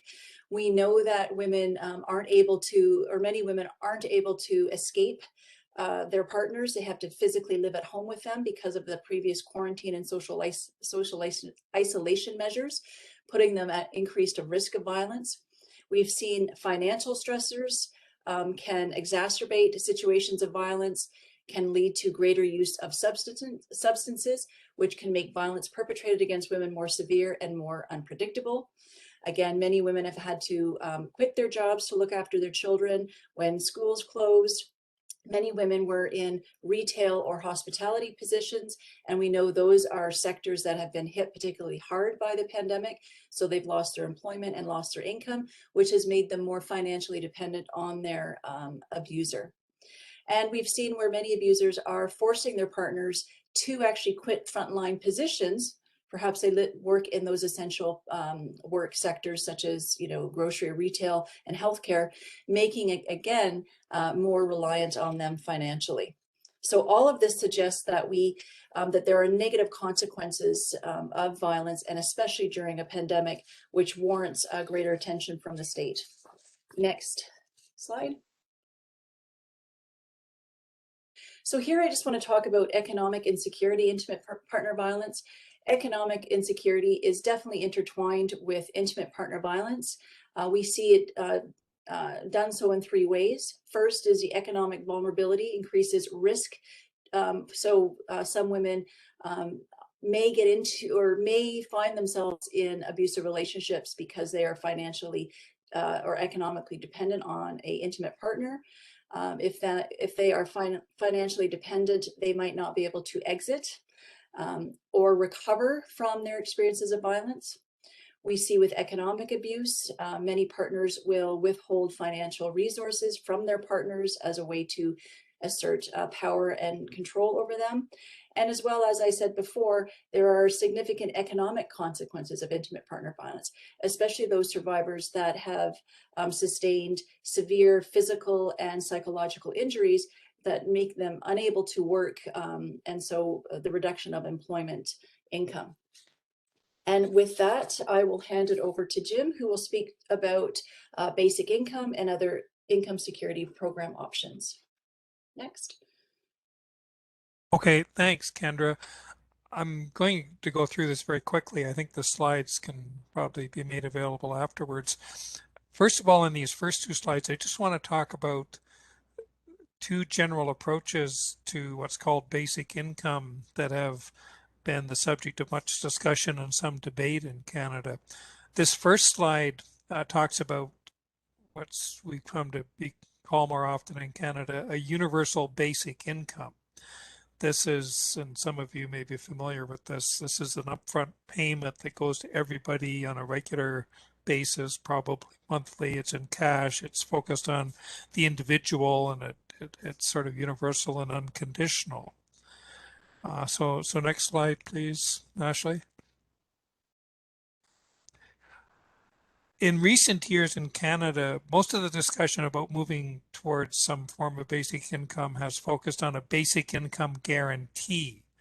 And as the name denotes, this is the ability to bring people up to some kind of threshold of adequacy in terms of income. And it is not a payment that goes to people that are already above that threshold or are kind of doing middling to well on in terms of their income. So you only get it if you need it, but it is a guarantee. It is unconditional, and it is universal in the sense that everybody's eligible. Just the last bullet points on this slide actually focus on programs that we already have in Canada that work on this model. Now, they're not universal going to everybody. They're targeted towards specific groups in the population. But at the federal government level, we have Old Age Security Guaranteed Income Supplement for seniors, the Canada Child Benefit for families with kids. And the last 2 points here, they're very small, minuscule programs in terms of amount paid, but we do have a sales tax refund and a Canada Worker Benefit that go to respectively low-income people in general and the working poor. So next slide, please. Now, I think what we're arguing here is that for all kinds of groups in society, but particularly for women who are leaving or attempting to leave abusive relationships, the basic income model is much preferable to what we currently have. There's no demeaning means test like social assistance. It's not a dehumanizing, oppressive system. And in fact, the second bullet point here, and Sid mentioned this earlier, and to just go back to it quickly, the Canada Emergency Response Benefit, which supported a lot of people that had to exit the labor market during the pandemic, gave us an example, I think, of how a non-stigmatized, widely available benefit can get out quickly and efficiently to people who need it. So I think there's some interesting lessons to be learned. The arguments for basic income, I don't have time to get into them, but there's a whole host of arguments for basic income. We're focused here in this presentation, of course, on women in general, but particularly on women leaving or seeking to leave violent or abusive relationships. And we're arguing that the basic income approach is much preferable. The last point on this slide, I mean, it's well known, and I think in the UK you probably have the same experience with the universal credit, your kind of last resort income support program. But here in Canada, certainly with social assistance, for instance, EIA, employment and income assistance in Manitoba, the rates are totally inadequate. Just to throw out one quick figure, in Manitoba, and specifically in Winnipeg, a single parent, let's say a woman with one child leaving an abusive relationship, the social assistance income for which she is eligible is a little over $22,000. The market basket measurement threshold that defines poverty is $9,000 greater. So EIA or social assistance in Winnipeg only measures up to 70% of a bare minimum poverty line that's set under the market basket measurement approach here in Canada. So that's it for me, and we'll go on to the next slide. Hey, thank you, Jim. So I'll talk a little bit about our methodology. Given basic income's potential for alleviating social issues such as poverty, as Jim mentioned, and the role of economic factors in intimate partner violence, as Kendra laid out, we set out to do a preliminary review of the literature in order to explore the relationship between a basic income and intimate partner violence.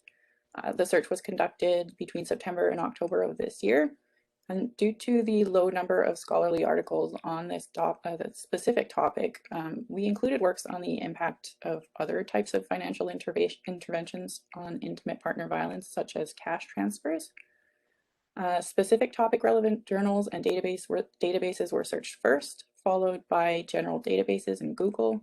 Extensive hand searching was performed throughout, and we collected both quantitative and qualitative studies, theoretical work, and gray literature. Search phrases combined various alternate keywords for basic income and intimate partner violence. Few empirical studies pertaining specifically to basic income and intimate partner violence turned up, in large part just due to the fact that there's a lack of real-world experiments on basic income, especially in high-income countries. But we did find a substantial body of theoretical work on its potential impact. Next, please. So as far as evidence, in Canada, researchers have found evidence for a robust and significant negative relationship between basic income payments and intimate partner violence, as well as reductions in financial stress and spousal conflict, and increased separations and divorce talk in unhappy couples. They speculate that financial security may have made the threat of exit more credible, giving women increased bargaining power. And they also posit that an individually rather than household-based benefit, which this was, might increase actual exits from unhappy relationships. Other studies in high-income countries have demonstrated that a basic income allows people to plan for the future rather than focusing solely on short-term survival, and have found significant improvements in health and well-being, including reduced emergency room visits, less frequent anger, decreased alcohol use, easier access to counseling services, greater self-confidence, and increased child well-being. Internationally, some large reviews of cash transfer programs have found overall reductions in intimate partner violence, as well as gains in women's empowerment. although with some heterogeneous results, which suggests that the impact might vary depending on the type of intimate partner violence. There are also reports of a backlash effect in certain cases, possibly triggered by the perpetrator's need to regain control over the recently empowered survivor through increased violence. Some evidence suggests that this is less likely in contexts where patriarchal gender norms are less entrenched, such as in higher income countries, but there's a lack of data surrounding the conditions under which positive or negative relationships occur. Next, please. So two major causal pathways emerge from the empirical findings. First, economic empowerment enhances emotional well-being. This is sometimes called the income effect. Increases in material resources reduce poverty-related stress, along with cognitive and behavioral risk factors such as substance misuse, which can improve relationship dynamics or prevent them from deteriorating further, which in turn reduces the chances of conflict and situational violence. Second, economic empowerment also produces social and psychological empowerment. And for women specifically, the increased autonomy provided by that guarantee of an independent income enhances psychological health, self-worth, and control, which can manifest as increased value and bargaining power in the household, potentially fostering more equitable family relations. Of note, in large reviews, the income effect pathway did consistently reduce intimate partner violence. However, women's empowerment was sometimes associated with that backlash.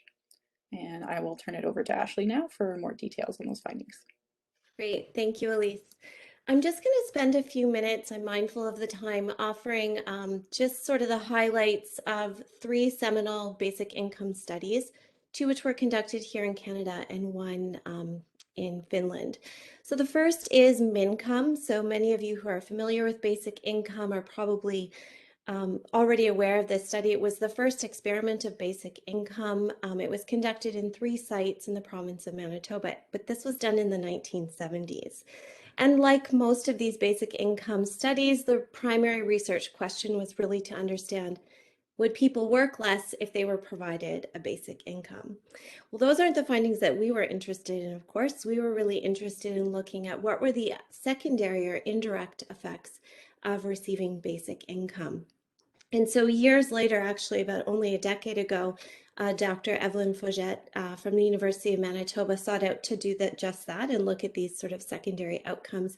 And what she found was that there were actually changes in education outcomes and high school completion, and there were also justice and health related outcomes.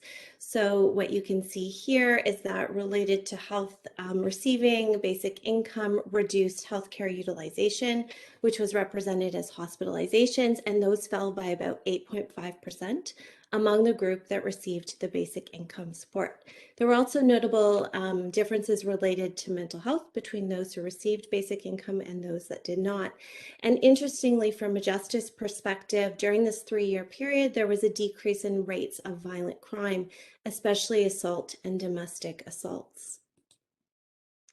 In another study that was more recently conducted in Ontario, the Ontario Basic Income Guarantee pilot, so it mimicked the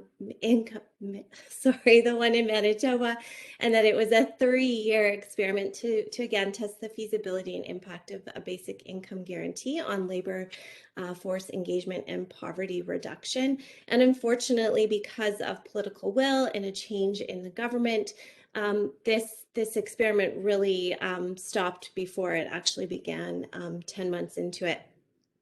But some very fast-acting and quick researchers from McMaster University were able to gather a few subgroups of the participants and were able to identify that those that did receive the basic income over that short period of time had many promising health and social outcomes as well.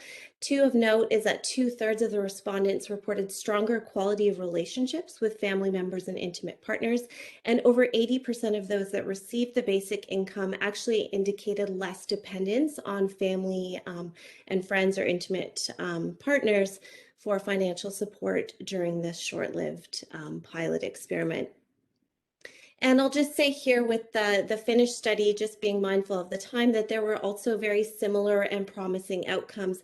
Here, this was more focused on subjective well-being, sense of autonomy and empowerment. And so that those that received the basic income were also better off in terms of those health and social outcomes. And so overall, really what the literature shows, and as Elise was discussing, is that those who received basic income, not only did it impact their labor employment and employment outcomes, but also had a positive influence on health and well-being. And also this was particularly notable for the lives of women and girls.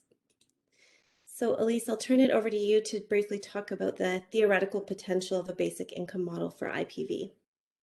Just 2 minutes, please. Thank you. Okay, so I'll probably skip to primary and secondary prevention. A basic income could help women avoid entering violent relationships in the first place. It could prevent or reduce violence for those already in relationships, and it could help women exit and stay out of abusive relationships. And importantly, due to childhood poverty and exposure to violence in the home being risk factors for violence later on, a basic income could have an intergenerational impact. And it would ensure economic security for all, particularly for marginalized women. It offers a mechanism by which to offset the feminization of poverty. And I will probably skip to the next slide. So in conclusion, we also offer additional literature and information in our presentation, which will be made available to you. But it truly is undeniable that this global crisis is really just a stark reminder of the interconnectedness of all of us. Not just our physical health, but also our economic health, and the health of one of us affects all of us. This pandemic and many of the conversations and presentations from this excellent conference this morning have also illuminated or amplified those pre-existing health and social inequities that have already existed in our society. But there's also been many silver linings and opportunities that have come as a result of this pandemic. And one of the things that we hope our presentation and our research has shown today, not only from the empirical findings, but also from the theoretical analysis, is that BI, while it's not certainly going to eliminate intimate partner violence, it may be one means to provide financial means for someone who might be experiencing a difficult situation of intimate partner violence. It may promote health and well-being and improve the quality of relationships among family members. And these changes may be particularly pronounced, as I mentioned, for girls and women. So with that, I think in conclusion, in order to make this a reality, what's needed is the embrace of this opportunity for policymakers and change makers to really see this as a pivotal moment for transformation in an effort to not only prepare for future disasters, but to provide a more dignified model of social security that may prevent IPV and also promote family well-being as a society, as a collective, as we really aim to build back better. Thank you, everyone.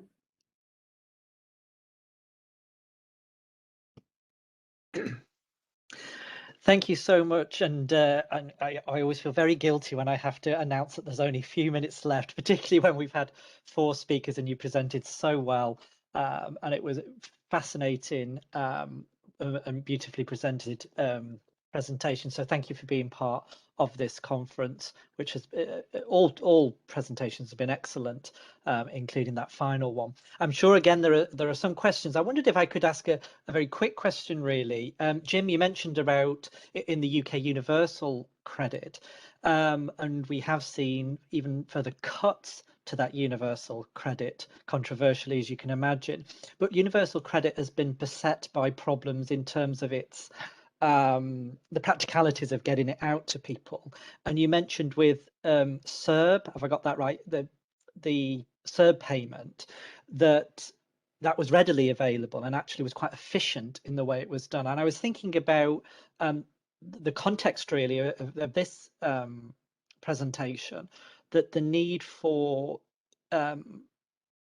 the income to be readily available, for the system to be efficient, particularly if you're talking about somebody wanting to remove themselves from a violent situation. And you mentioned some lessons that could be learnt from CERB.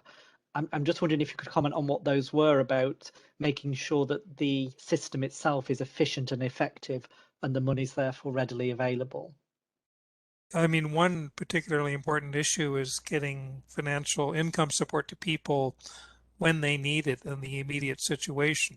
And it could be any situation, but we're focused here specifically on women leaving violent relationships. So I think the way CERB worked was that just based on a simple declaration that your income was suspended or you were in financial need, you would get the benefit. And there wasn't a lot of red tape, bureaucratic delay, and it got to people when they needed it, so they could pay the mortgage, buy the groceries, and just meet the basic financial requirements of daily life. Now, of course, as an income tested model, you also want to balance that against not overpaying people and then having to try and retrieve it later in some means. So these are important administrative questions, but I think they're solvable. And as I mentioned, I mean, we do have lots of existing programs that use this income tested model of social support, like old age security and the Canada Child Benefit. So I think those are soluble problems. Thank May I you. just add to that as well, Peter? Yes, please do. I think what was so encouraging and inspiring was just how quickly the government was able to create this technology to get people the money.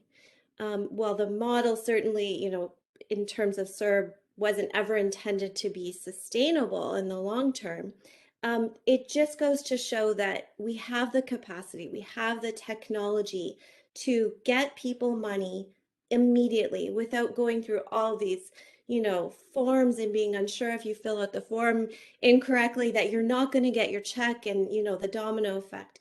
It showed, at least in Canada, that we had the technical means to provide people with money in a very quick way. Thanks, Ashley. It just seems so important, doesn't it, when we're talking about people who are inevitably in crisis. So least well able to articulate their needs and jump through a million hoops, as you're explaining, with administrative processes, often that seem highly cumbersome and unnecessary. But, you know, just really interesting to hear the role really that this plays, not just in enabling women to leave such situations, but prevention in the first place, which of course is so important. And you know, really fascinating to hear these studies around family well-being, quality of life, that sort of thing. Really interesting. I'm sure we've got some more questions for you, so please stay online with us, and I'm going to hand over to Florette for those questions. But thank you all again, really interesting presentation. Thank you. Thank you, Peter, and thank you for the wonderful presentation. Before I go, there's 2 questions in the chat, but I also noticed that that Sid had put his hand up. Did you want to add to that last question, Sid? Thanks. Just briefly, I just wanted to say something about the patchwork income security system we have in Canada and the CERB. So one of the things that has happened with the CERB is taxable income. And what has happened is that it has caused problems for people receiving tax credits that are assessed through taxable income. So right now we have seniors receiving the guaranteed income supplement who have lost substantial parts of that supplement because of the CERB. We have families with children who have lost part of the Canada Child Benefit, including some quite poor families. We have families on social assistance that have had part of their social assistance clawed back because of the CERB. Housing benefits have been clawed back because of the CERB. And this is, yes, the CERB was put out quickly, but there is a dark side to it. And part of the issue here is that we have a patchwork system, and a basic income could help with this. These may even be interactions, these clawbacks that the policymakers didn't consider, but they are very serious in this tax year for some seniors, some parents with families, some people living in subsidized housing. Thanks. Thank you for adding that important piece, Sid. I think it's very important that we see the CERB in its whole picture. So I'm going to go to some of the questions in the chat. David Alper says, thanks for a very interesting research project and thought-provoking presentation. I would be very interested in hearing your thoughts on Marxist critiques. Example, John Clark of UBI.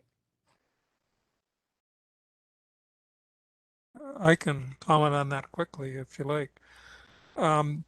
Yeah, I think it's unfortunate that many people on the left paint, you know, interest in a basic income guarantee or a UBI as, you know, the people that are advocating for it are saying, you know, we're going to do this and this is going to solve all our problems. It's a magic bullet, a panacea, and therefore we don't have to worry about other aspects of the welfare state.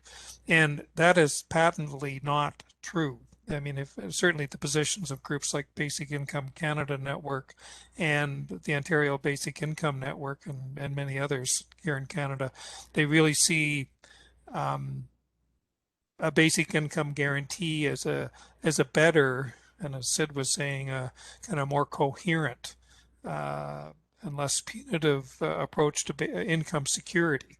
And we still need healthcare, we still need childcare, we still need social housing. So I think that's really a straw man that has been red herring, or whatever metaphor you want to use, that's been set up by some people on the left who don't really understand the position of basic income advocates here in Canada.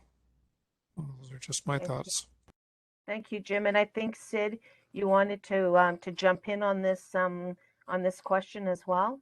Yes, I've had occasion to talk with John and to other Marxists and neo-Marxists about this. And just to put it in context, they're in a long tradition of Marxist critiques of the social democratic welfare state. So the argument, put perhaps too simply, is that the social democratic welfare state ends up buttressing capitalism and therefore is contrary to the long-term interests of workers and of the poor. And this is really one of the main critiques they are making about basic income. So I think we need to join that discussion by saying, what is the alternative? Yes, this improves something in the short term. Yes, it is fashioned to fit into a capitalist market economy and to improve purchasing capacity within that economy. But what alternative are you proposing? And I don't know if they think the revolution is coming tomorrow. We have people in very difficult circumstances until the revolution comes. Thank you very much, Sid. Jess Wagner says that was a really interesting presentation highlighting the impact of poverty on IPV. Out of interest, is there as yet a response to the call for basic income in Canada overall?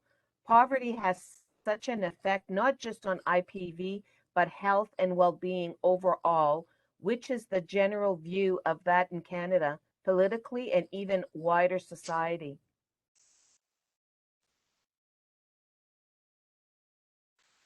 I'll just jump in here to say it really depends on who you're speaking to as to the general sentiment of UBI in Canada. And I'm just going to, I'm not sure if you can see my slide here, but we've included a list of resources and various organizations within Canada that really sort of show the political will and the various levels of people working to advocate for BI and various approaches to BI. There are, the NDP government here in Canada is most supportive of an approach. But there's lots of good initiatives happening that are trying to sort of increase the support and the political will for this particular approach to social supports, not to replace certainly the programs that are currently in existence, but as an enhancement. I'm not sure if my colleagues, if Elise or Jim or Kendra would like to add anything to that as well. I would just add that my personal sense is that in the general public, there is quite a lot of support for it, and it's really just political will where we're running into issues. For instance, British Columbia just did a massive report on the benefits or the impacts and the feasibility of a basic income. And if you look at that report, I mean, it makes a great case for it, but in the end, they end up not recommending it. Despite acknowledging many barriers with current approaches, specifically in regards to intimate partner violence. So it's really a question of political will, I think. And it's just very quickly to add, in the recent federal election campaign here in Canada, there was a campaign that was kind of orchestrated by the groups on this list here on the slide, and called Basic Income Now. And they actually had a significant number of candidates from all the parties, mostly the Liberals and NDP, and Greens that have actually supported basic income for over 20 years. But they kind of signed a pledge saying they were committed to work towards basic income in Canada. So hopefully we're on the road, but it's sometimes frustratingly slow. Okay. Sid said that he would like to jump in on this as well. So did you have a last comment as to in regards to that question, Sid? Yes, I can be very brief. So I'd agree that civil society is much more organized and was much more effective in the last campaign. We have public polling data, which shows us that throughout the pandemic, support for basic income increased, but the public is still very concerned about whether it will lead to increased taxes. I would say our political support remains tepid, with even the NDP as a federal caucus being slow to support. I think there's a lot of evidence that the laborist assumption, the idea that makes work a kind of sacrament almost, is alive and well, and even many progressives have a problem with disconnecting income from work. And I think that's a long-standing cultural norm that, of course, is part of the development of capitalist societies. And I think we need to be taking all kinds of action, including publicizing the evidence which shows us that basic income does not lead to worklessness. Thanks. Thank you. Okay, Melanie Doucette has more of a comment than a question. With CERB, it was clearly political will rather than technical barriers that allowed the expediency of it. I think technical and bureaucratic barriers are often used as an excuse for slow progress, and we now know this is not a valid excuse. So that was more of a comment than a question, but did you want to comment on that nevertheless? I would just say that I very much agree with you. And especially given that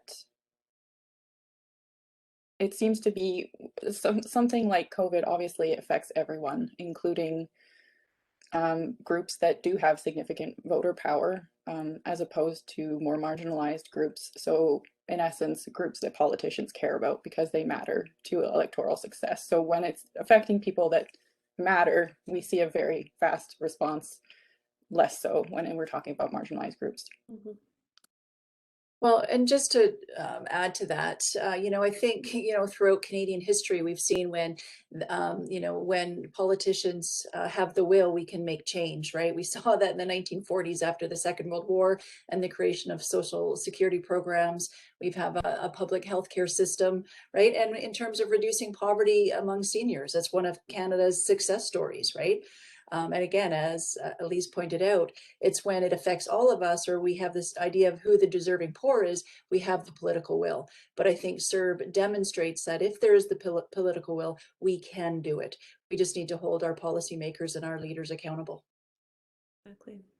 Can I say just briefly that I think Melanie is dead on, and this has been one of the prime excuses of the current Prime Minister and the current Deputy Prime Minister. The Prime Minister, to paraphrase him, has said, this is not so simple. We really don't have a registry of all Canadians. And I think Kendra's right that didn't stop delivering the CERB.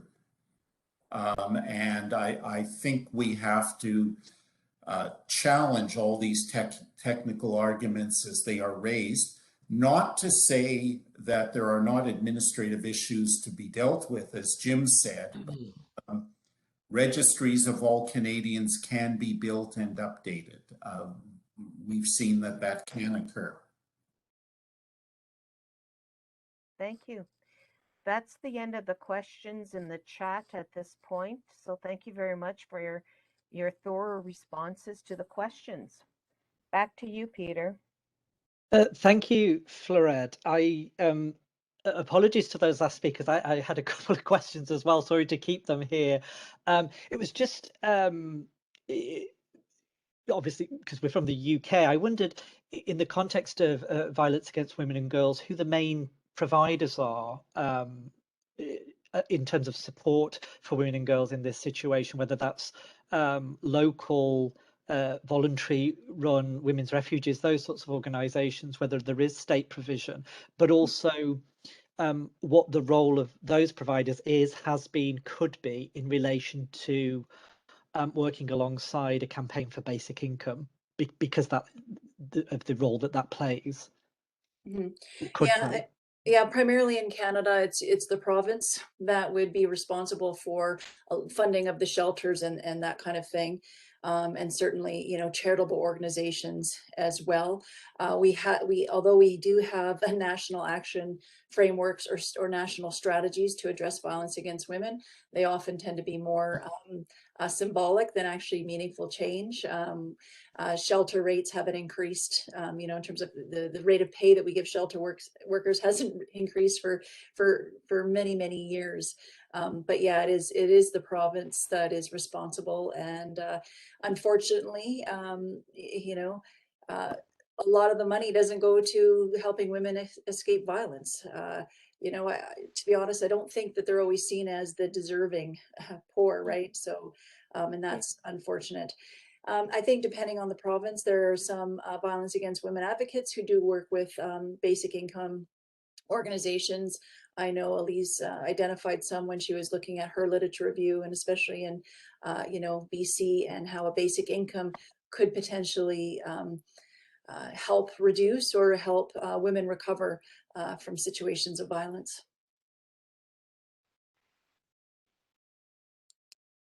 Thank you, Kendra. I think someone's hand has gone up. Yeah, just very quickly to add to your question, to add a bit to the question, Peter. Oh, thanks, Jim.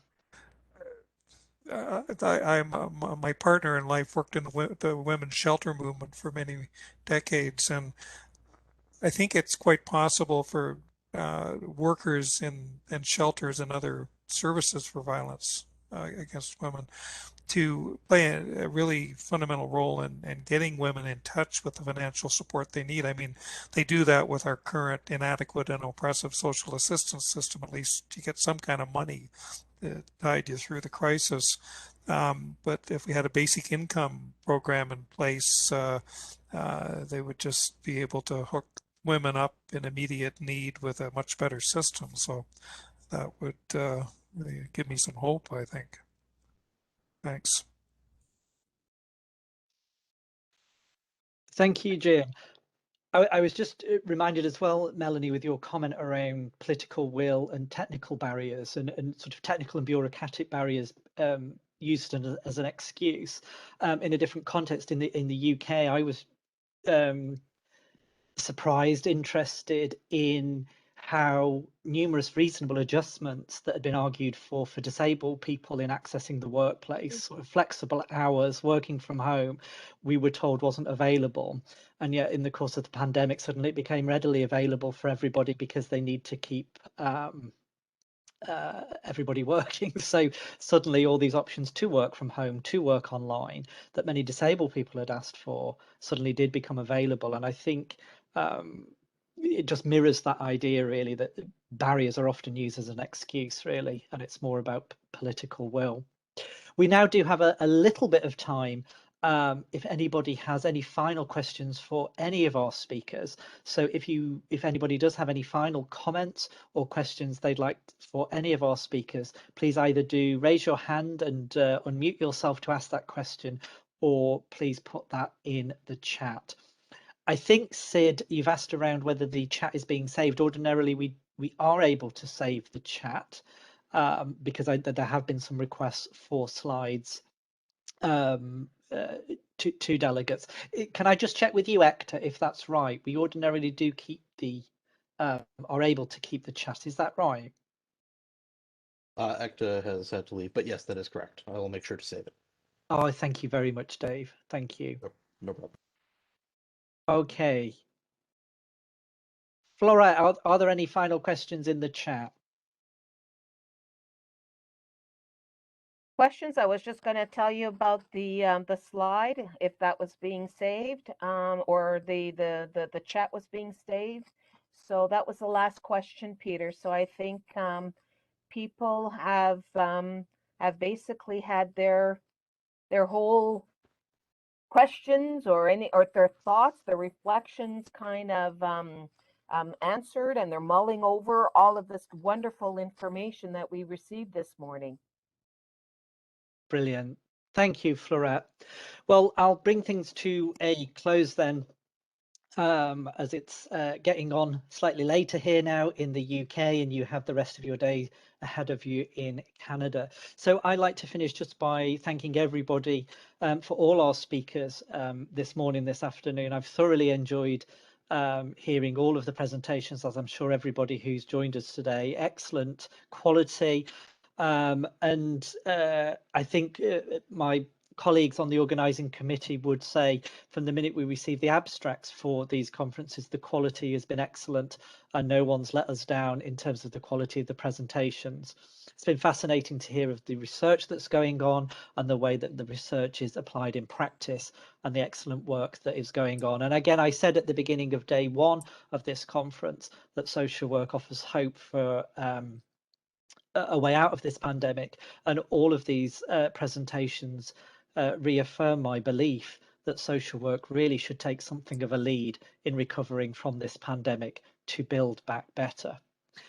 You do see many of us on the organising committee as part of the conference, but you don't see everybody who is involved in the vast amount of work that it takes to put these conferences together. So I would like to finish again just by thanking people who are involved in making these conferences a reality.